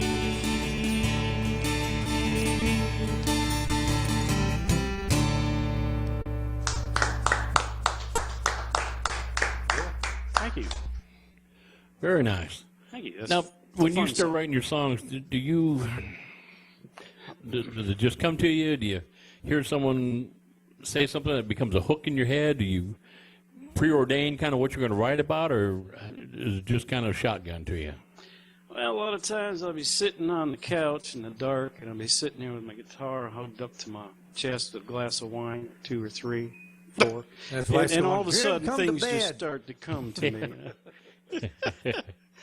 Actually, yeah, it's I'll come up with a little rhythm tune sometimes, and I'll start playing with it, and after a little while, something will be pulled out of that. I'm not sure exactly where it comes from, but it's part of the tune. Gives me a thought, basically gives me a rhythm or a place, or something that is someplace I'd like to be. Maybe sometimes. Right. This song actually came to me because my daughter and her husband and my wife and I went to Myrtle Beach, and they're big photographers and they love taking a lot of pictures, so they're out there taking all these shots and pictures and of all the gulls and all the stones and the crabs and things like that. I saw them walking down the beach together, and they do like craft beer, so one of the things that I came to mind is like, oh yeah, walking down the beach, going to, you see these beach houses along the way and these pubs that you can go to, and so it kind of all came together like that, and the tune I came up with was kind of like, oh, let's bring that in there. So it sounded, that's where that came from. So all right, there's life things that do come out of these songs for sure. You tie in. Well, I always think it's fascinating how songwriters get motivated.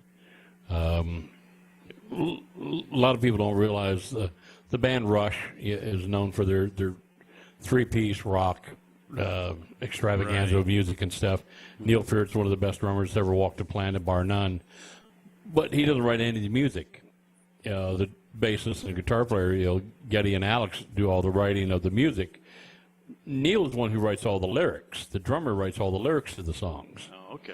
And he talked about in the old days, his first wife, I believe, passed away of cancer.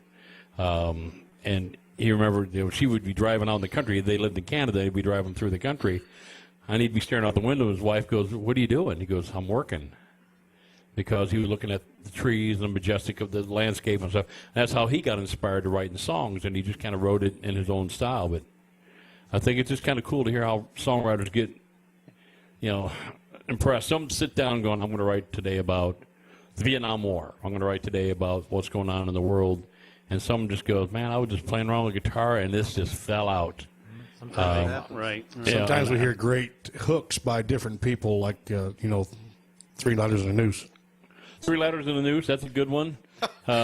Midgets Without Digits is a great hook. I think you can use that one. That's why I'm not a songwriter, Bob. Because Bob goes, wait a minute, that's already taken. That's already taken. I think. I like the squirrels in the rearview mirror too. Yeah, squirrels in the rearview mirror. Now that could mean something to the right person. Yeah, or the wrong person. Yeah. Bob, you're on both sides of the law now. You know what it could be. Nothing He's like going, Mark needs some serious help. Nothing like she's shucking my corn. That was not said by me, just so you know that. That was by Andy, the terrorized giant spider guy. It wasn't a spider. It was actually St. Augustine. It was actually a blue crab. Yeah. I realized it was called a huntsman spider. That's what it was. A huntsman spider. A husband spider. No. Look like a toupee laying on the floor. No, a huntsman spider. Oh, okay. Yeah. I think I remember seeing one of those because, Bob, you should have seen those. You lived down there in Florida a long time. They were so big.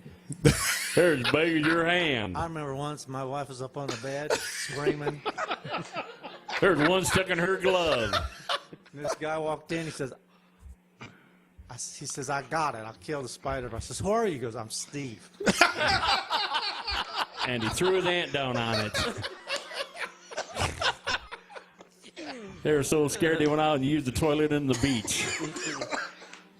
Oh, there's a song you write, It was scary enough. The My Beast of wife My hit me in the Latrine. back of the head with a broom, trying to get it. Scary you know. enough, he's still not over it. Yeah, he's not over.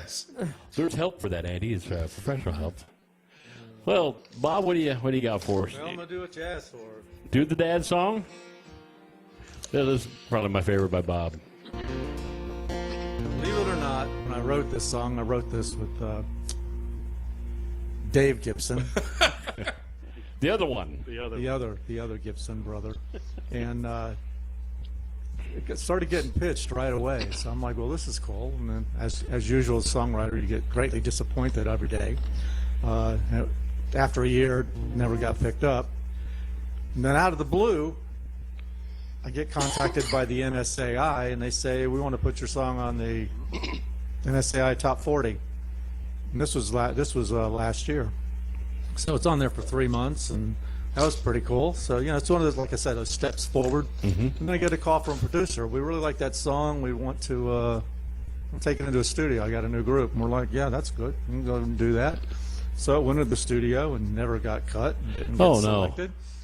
And now, about 2 months ago, it got picked up by another publisher, Sharon Clark from Shake 'Em Up Publishing.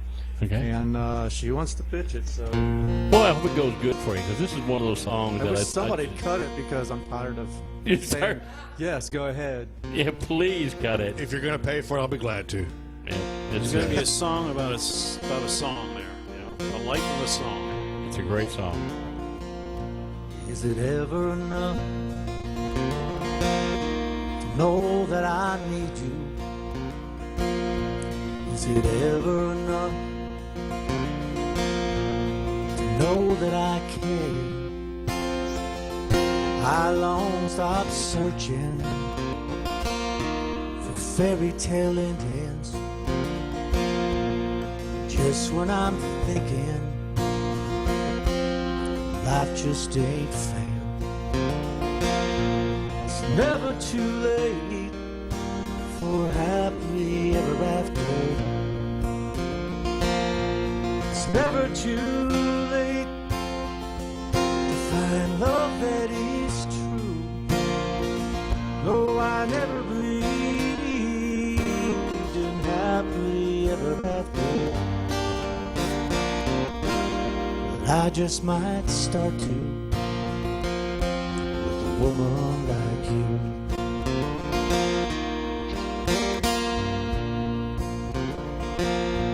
Is it ever enough to know that I breathe you? Is it ever enough to know you're in my every prayer? I'm counting on us, oh, lasting forever. Through the pain and the laughter, the truth and the dare. It's never too late for happily ever after. It's never too late to find love that is true.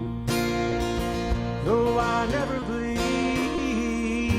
in happily ever after, but I just might start to with a woman like you.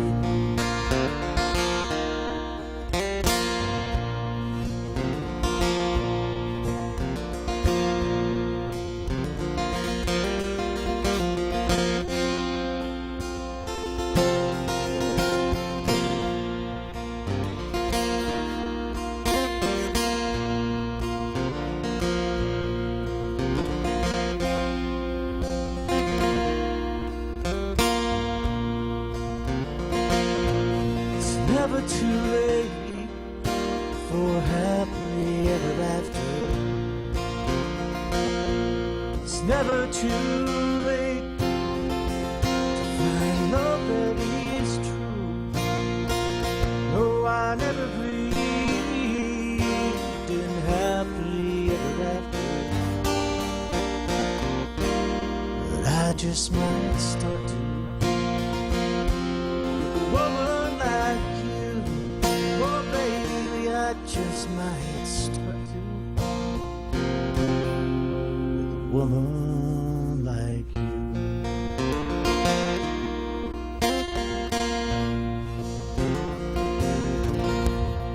Awesome song. Thank you. Tell us a bit about the story about the song. What happened there? I like the story too. Oh yeah, my somebody else called up and asked for a song. No pressure. My daughter called up. She was going to be getting married, and she said, "I'd like you to write a song for me and my husband to be to do our first dance to." Doesn't that have to be the most pressure of all, though? I mean, it's your daughter on her day. Well, you know, I wanted it right. I was kind of glad Dave jumped in on it because actually I wrote it. It was a little different, and I played it at her wedding. And then Dave, you know, I was writing with Dave, and I kind of played it, and he goes, "That's good." He goes, "It needs to be a little more commercial, though. This was like really for your daughter." So we kind of worked it and made it, you know, what it is now. I mean, it's really pretty much the same song. It's just a little less personal towards her. Right. But yeah, so it was one of those things that then she called up and said, you know, "How things going?" I go, "That's good. What would you like for a wedding gift? You know, I mean, we'd like to do something for you." She goes, "Well, to be honest with you, the only thing I want is to live happily ever after, like you and Mom."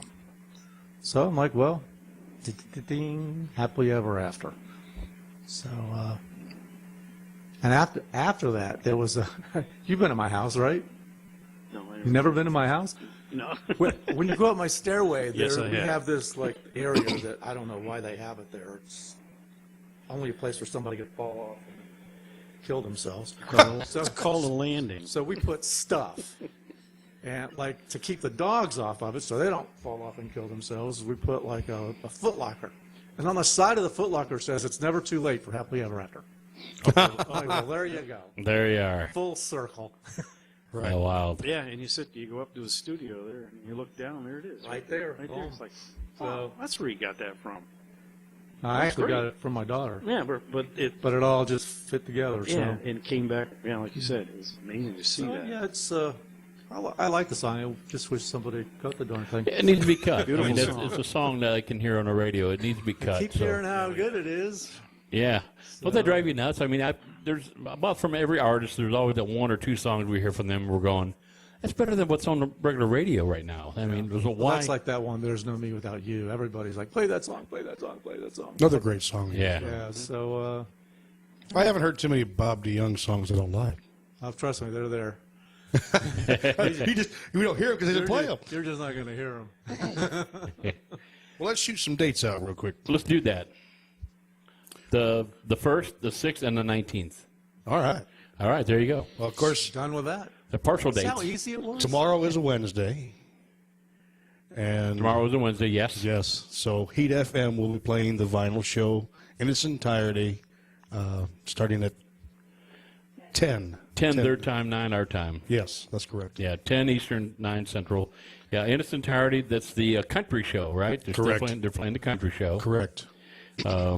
And then we got a new one coming up. We got a new one coming up this Sunday, the 24th. Yeah, I can't wait for this one. This is going to be an odd one, but it'll be a good one. It's been fun trying to dig through and find the songs for this one too. You challenged me, I have to tell you. Well, I knew there was a big challenge, so I went and I did my homework. And what was funny is, now that I gave you, how many hundreds of songs did I give you from different states? Okay. This one is about states of the United States. It's either going to have the state title in it, or maybe the city from the state, or the artist that came from the state. You know, John Bon Jovi from New Jersey or something. So we got Burl Ives from Connecticut. Yeah, Burl Ives is on there. We got Burl Ives. And then after I gave you the master list, I sat there and I went like, my mind starts calming down and going, now wait a minute, did you check Billy Joel? And when I went back to the New York page of all their musicians, Billy wasn't listed. And I'm like going, so, Billy wasn't on the list, but, we'll put him on the list. But I thought about it. But Ted Nugent wasn't listed for Detroit or for Michigan. So, I mean, there's some on there, some major players that we're going to miss.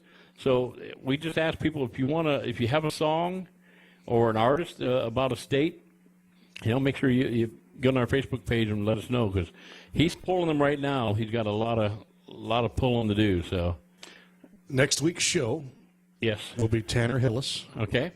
And Rebecca Turk. Oh, will be good. our guest.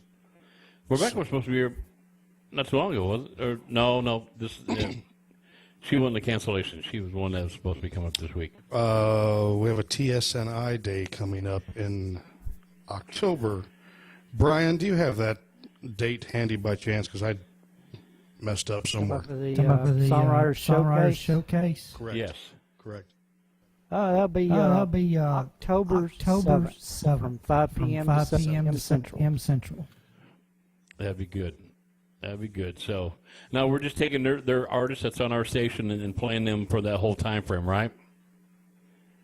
Or are they going to go live? Oh, wait a minute. I'm thinking about the live show. What was the date? I don't have that date in front of me. I'm looking. I didn't put it on here correctly. Let me look. My phone just recently did something very weird, and I can't get it to go back the way it should be. Yeah, blame it on the phone. It stuck it in a wrong day. In the meantime, I think we ought to congratulate our good friend Big Country Jerry J. Thomas, for receiving the Male Artist of the Year award. Yes, the Josie Awards. Yes. For the Josie Awards in Nashville. So that was a So Big really Country, congratulations. And don't forget, October the 13th, we will have Down South Juking at Megabytes in Crossville. Yes. Fans are Starting out at playing 9:30. again. Yes. Starting at 9:30. We had a great time at the Warren County Fair. We did. Friday night. Had a great fair. Had good weather. Yeah. Had good weather. All that nasty stuff came in and got out before we got to play. Wasn't super hot. It was hot, but it wasn't super hot. And I thought we had a pretty good crowd, a pretty good group that stopped and followed us. We had good feedback on that. So thank you for all those that came out. Thank you, Perry Thomas, for jumping in and playing guitar for us for that gig. So we appreciate it. Perry's just a monster guitar player anyways. Oh, yeah. Yeah, and whenever you say Perry, I would just say the word bro. Bro. Hey, bro. Hey, bro. we had a great fair. We had the Kentucky Headhunters there, and I do want to mention this because I told Doug Phelps personally. Me and him had lunch on Thursday. What a name dropper. Yeah, me and the singer for Kentucky Headhunters were having lunch, and then hey, have your people call my people, and I'll tell them a spider story. That's great. But we had lunch, and they have some new songs that they're going to be out on this next album that they put together. It's a different spin. This is not your typical Kentucky Headhunters songs that you're used to hearing. It's actually blues. So they've taken a different route with some of their music.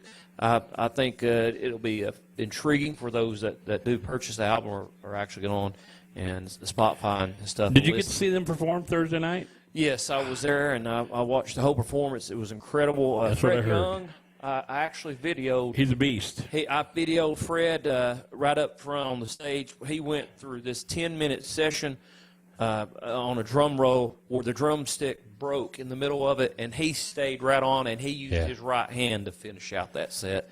It was He insane. is a beast. I mean, Fred Young is amazing.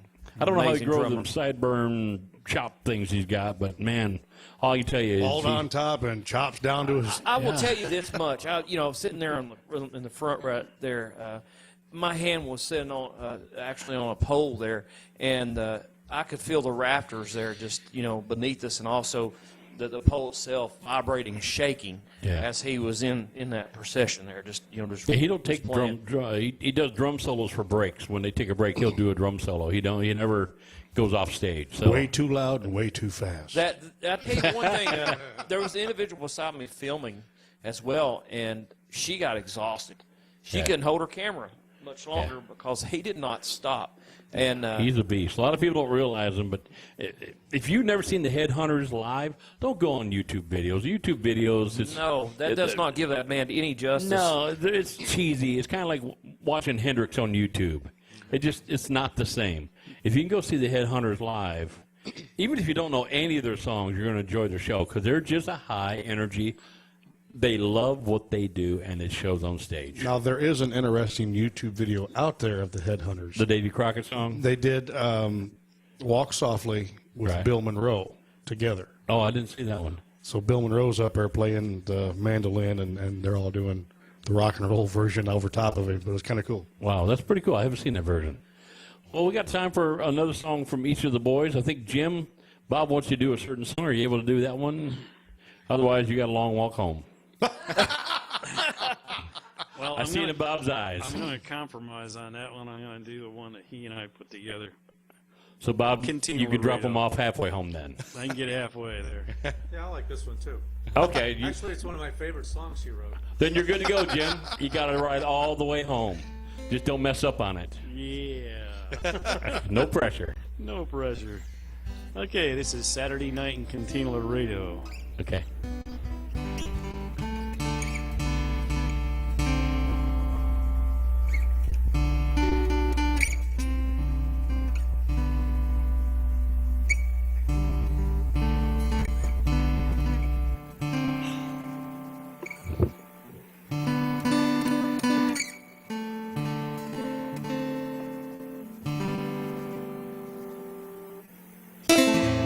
Left Aguilares the night before, rode into Laredo to settle the score. A Saturday night, a Cantina Laredo, where one man will live and one man will die. For Caballero pride.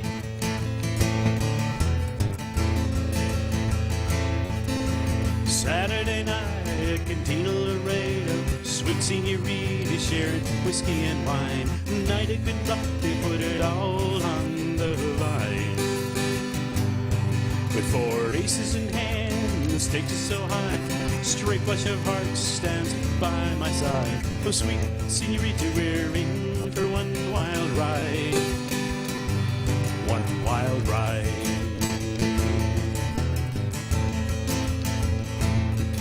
One beautiful woman, caballeros with guns. This is a fight that will not be undone. Saturday night at Cantina Laredo, where one man will live and one man will die. For Caballero pride.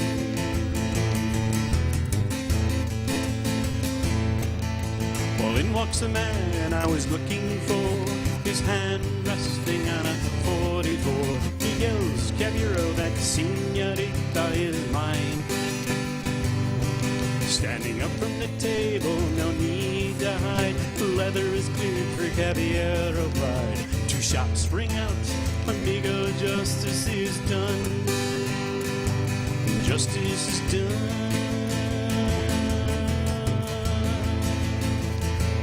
Oh, one beautiful woman, caballeros with guns.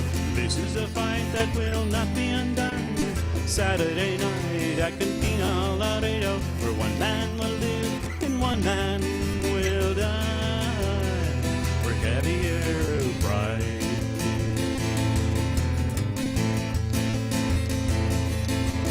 Mano y mano for the life that we choose. Heads I win, tails you lose. Oh, one beautiful woman, caballeros with guns. This is a fight that will not be undone. Saturday night at Cantina Laredo, where one man will live and one man will die. For Caballero pride.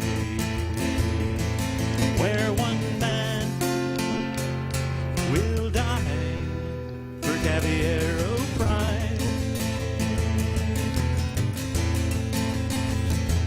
Just another Saturday night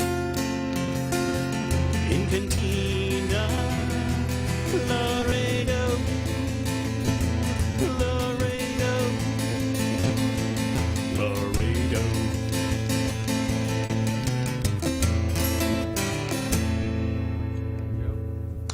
Awesome. Need to find us a good Western. Yeah. I can hear Marty Robbins doing that one there.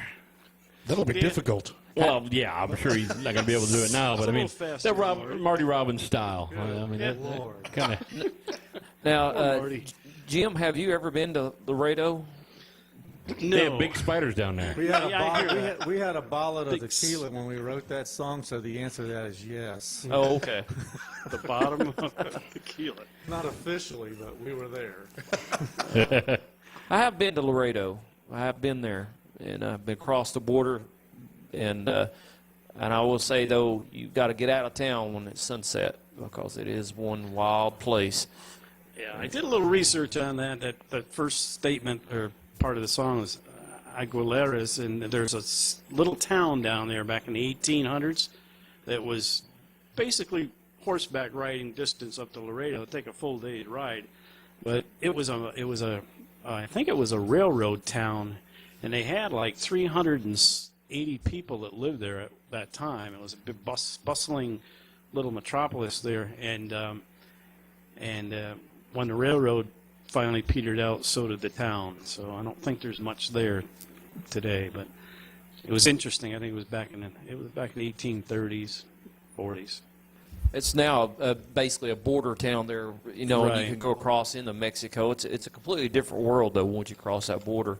And, the town itself, it's nice, but then again, here it's order chaos, where there it's just straight out chaos because, people there just drive however they want in the streets of Mexico. It's a little bit different, Yeah. But I will say, though, at sunset, you don't stay there. You kindly leave. They kind of get a little rowdy down there, Now, I was in Branson, Missouri, and we stopped in there. And, Branson's a pretty cool place to hang out. See a lot of shows, unbelievable shows down there. I love it. And my wife and I were walking around downtown, and we got this little area down there that had all the shops and things. And come around the corner, and here's this restaurant. It's called Cantina Laredo, and it was gourmet Mexican food. And we said, we got to go in here, right?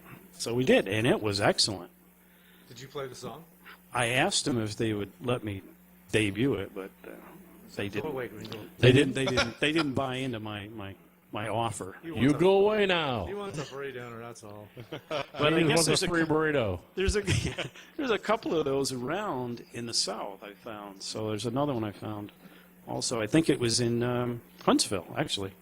you did a great job capturing the sound of that, just the feel of that part of Texas and just the sound and everything. You did a really good job with that. No, thank you. I like to play the song, and obviously it's Bob's favorite song that I play for the reason that he helped me write it. I like the way he plays it so much, I won't play You it. did a great job, Bill. I've been called worse today. Well, Bob, you're down to the last song. Well, before we sign off, what do you got for us? Well, you want something new or you want something old? I can either do, like, if you want There's No Me Without You. I've got a pretty good new song, but I don't know if I know it, but I can Let's hear try the it. new song. Want to hear it? Yeah. You're going to like this. It's a really happy Let's talk about it. Here it goes. It's a really happy song. Let me tell you the first part is, let me see. My girlfriend says she might be eating for two. Letter from the landlord, stamp past due. Ex-wife called, said the last check just bounced. Oh, that's a real sweetheart. It's a love story.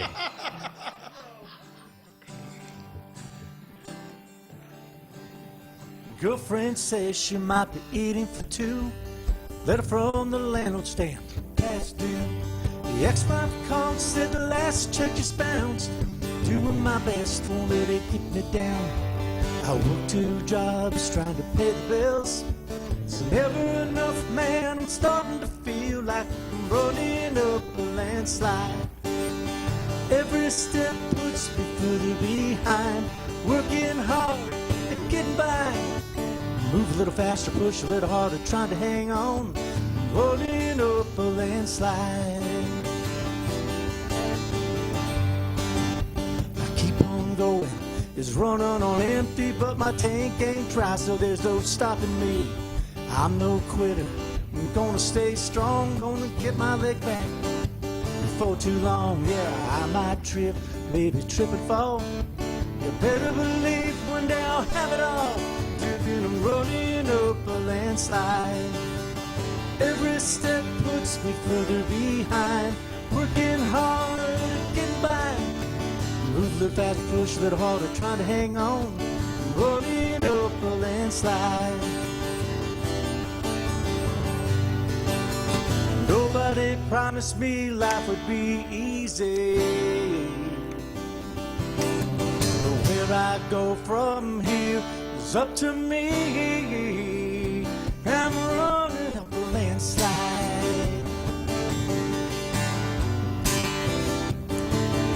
Yeah, I might slip, baby, trip and fall. You better believe one day I'll have it all. Till then I'm rolling up a landslide. Rolling up a landslide. You know I'm rolling up a landslide. I almost got Great.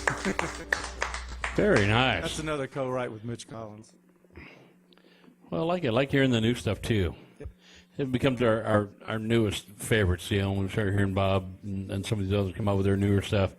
Because you've been on a radio station for quite a while now, and your songs are catchy, so we'll be having those songs in our head, you know, for days on end. It happens. It's funny. You hear a Trapper Haskins song, and you can't stop hearing that same song over and over for the next couple of days until you hear maybe I'm trying to think of a Daryl Dasher tune comes on, and you got Daryl's Mountains of Montana stuck in your head, which we got to make sure we get the Montana song. I got it. Okay, I knew you would because we got vinyl. Daryl's one of the few artists out there cuts stuff out there. He's actually cutting vinyl, so we can use it.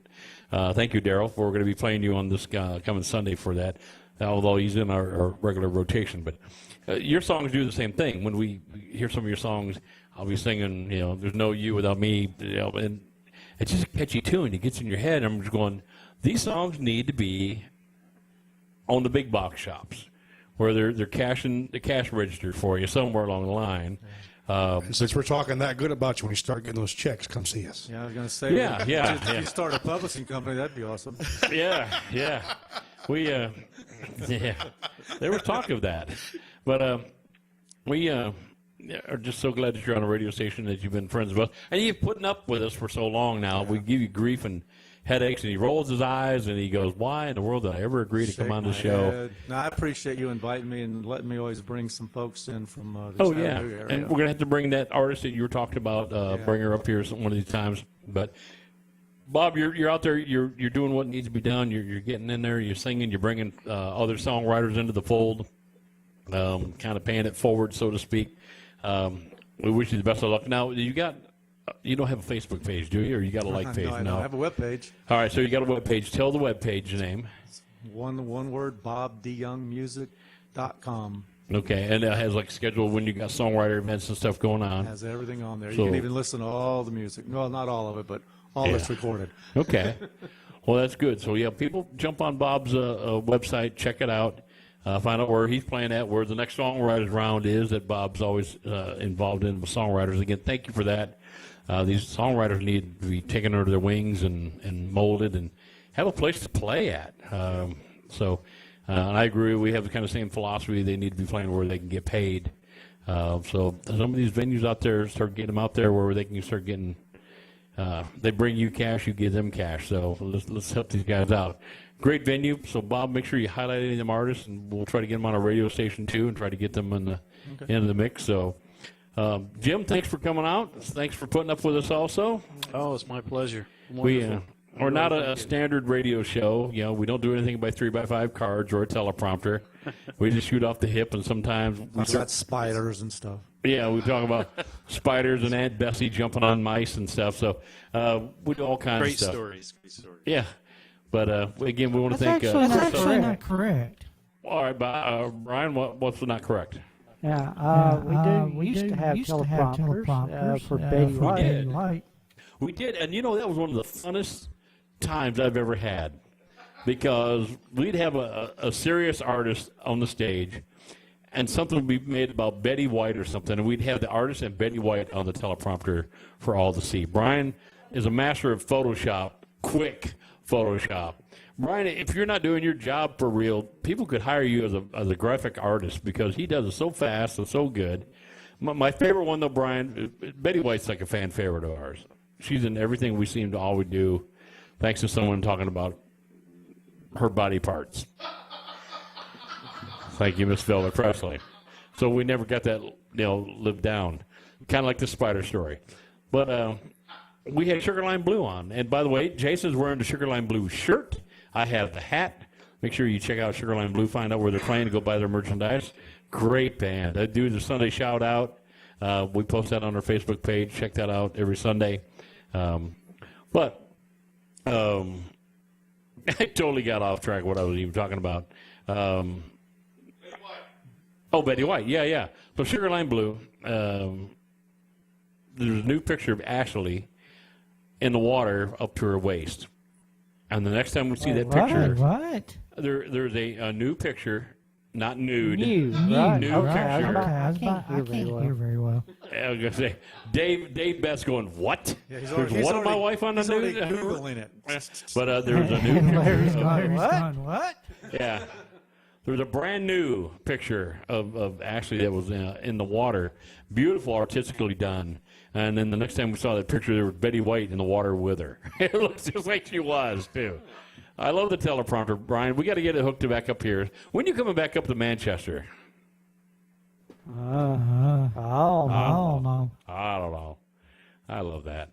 We got to get Brian back up here. There's some things we need to get him done, and there's some things we need to do as a radio station. So, Brian, whenever you get back up here, are you going to be up here for the radio show? Unfortunately, I probably won't. Well, it's probably your luck too. But anyways, we'll try to get Brian up here. There's some things we need to do, but we need to get a video prompter in here, because that was one of my favorite things to have, was that thing up here, and Brian can, they showed the artists' merchandise on there and showed their records and all kinds of stuff. So it was good, and then the fun stuff come along too, and then we post that on Facebook. So, Brian, I appreciate all your help. Thank you for taking care of us down there. Chris up there at Heat FM Radio, thank you for putting us on the radio with your folks. We want to wish everybody out there that's listening to HeatFMRadio.com. Thank you for listening to WFMCJams.com. Make sure you listen to both of us. Keep us both in your minds. When you're listening to a regular radio station and you hear garbage, always jump onto HeatFMRadio.com and also WFMCJams.com. Here's some great music. Right, so... we got a lot of stuff going on. Jason is holding Bob's guitar, and I'm really afraid we need to shut this thing off before we go. Bob starts screaming. But we want to thank everybody. Tune in to HeatFMRadio.com tomorrow, 10 a.m. Eastern Time, 9 a.m. Central Time. You've got the WFMC Jams vinyl show Countryside tomorrow. And we appreciate it. Make some comments on there, and make sure you tune in this coming Sunday at 11 a.m. our time, 12 noon, and you're going to hear Songs of the States on our next vinyl show. So with that, I'm Mark, the DJ Doctor. For everyone here involved, and Brian down there in Nassau Control, we want to thank you all. You have a good night.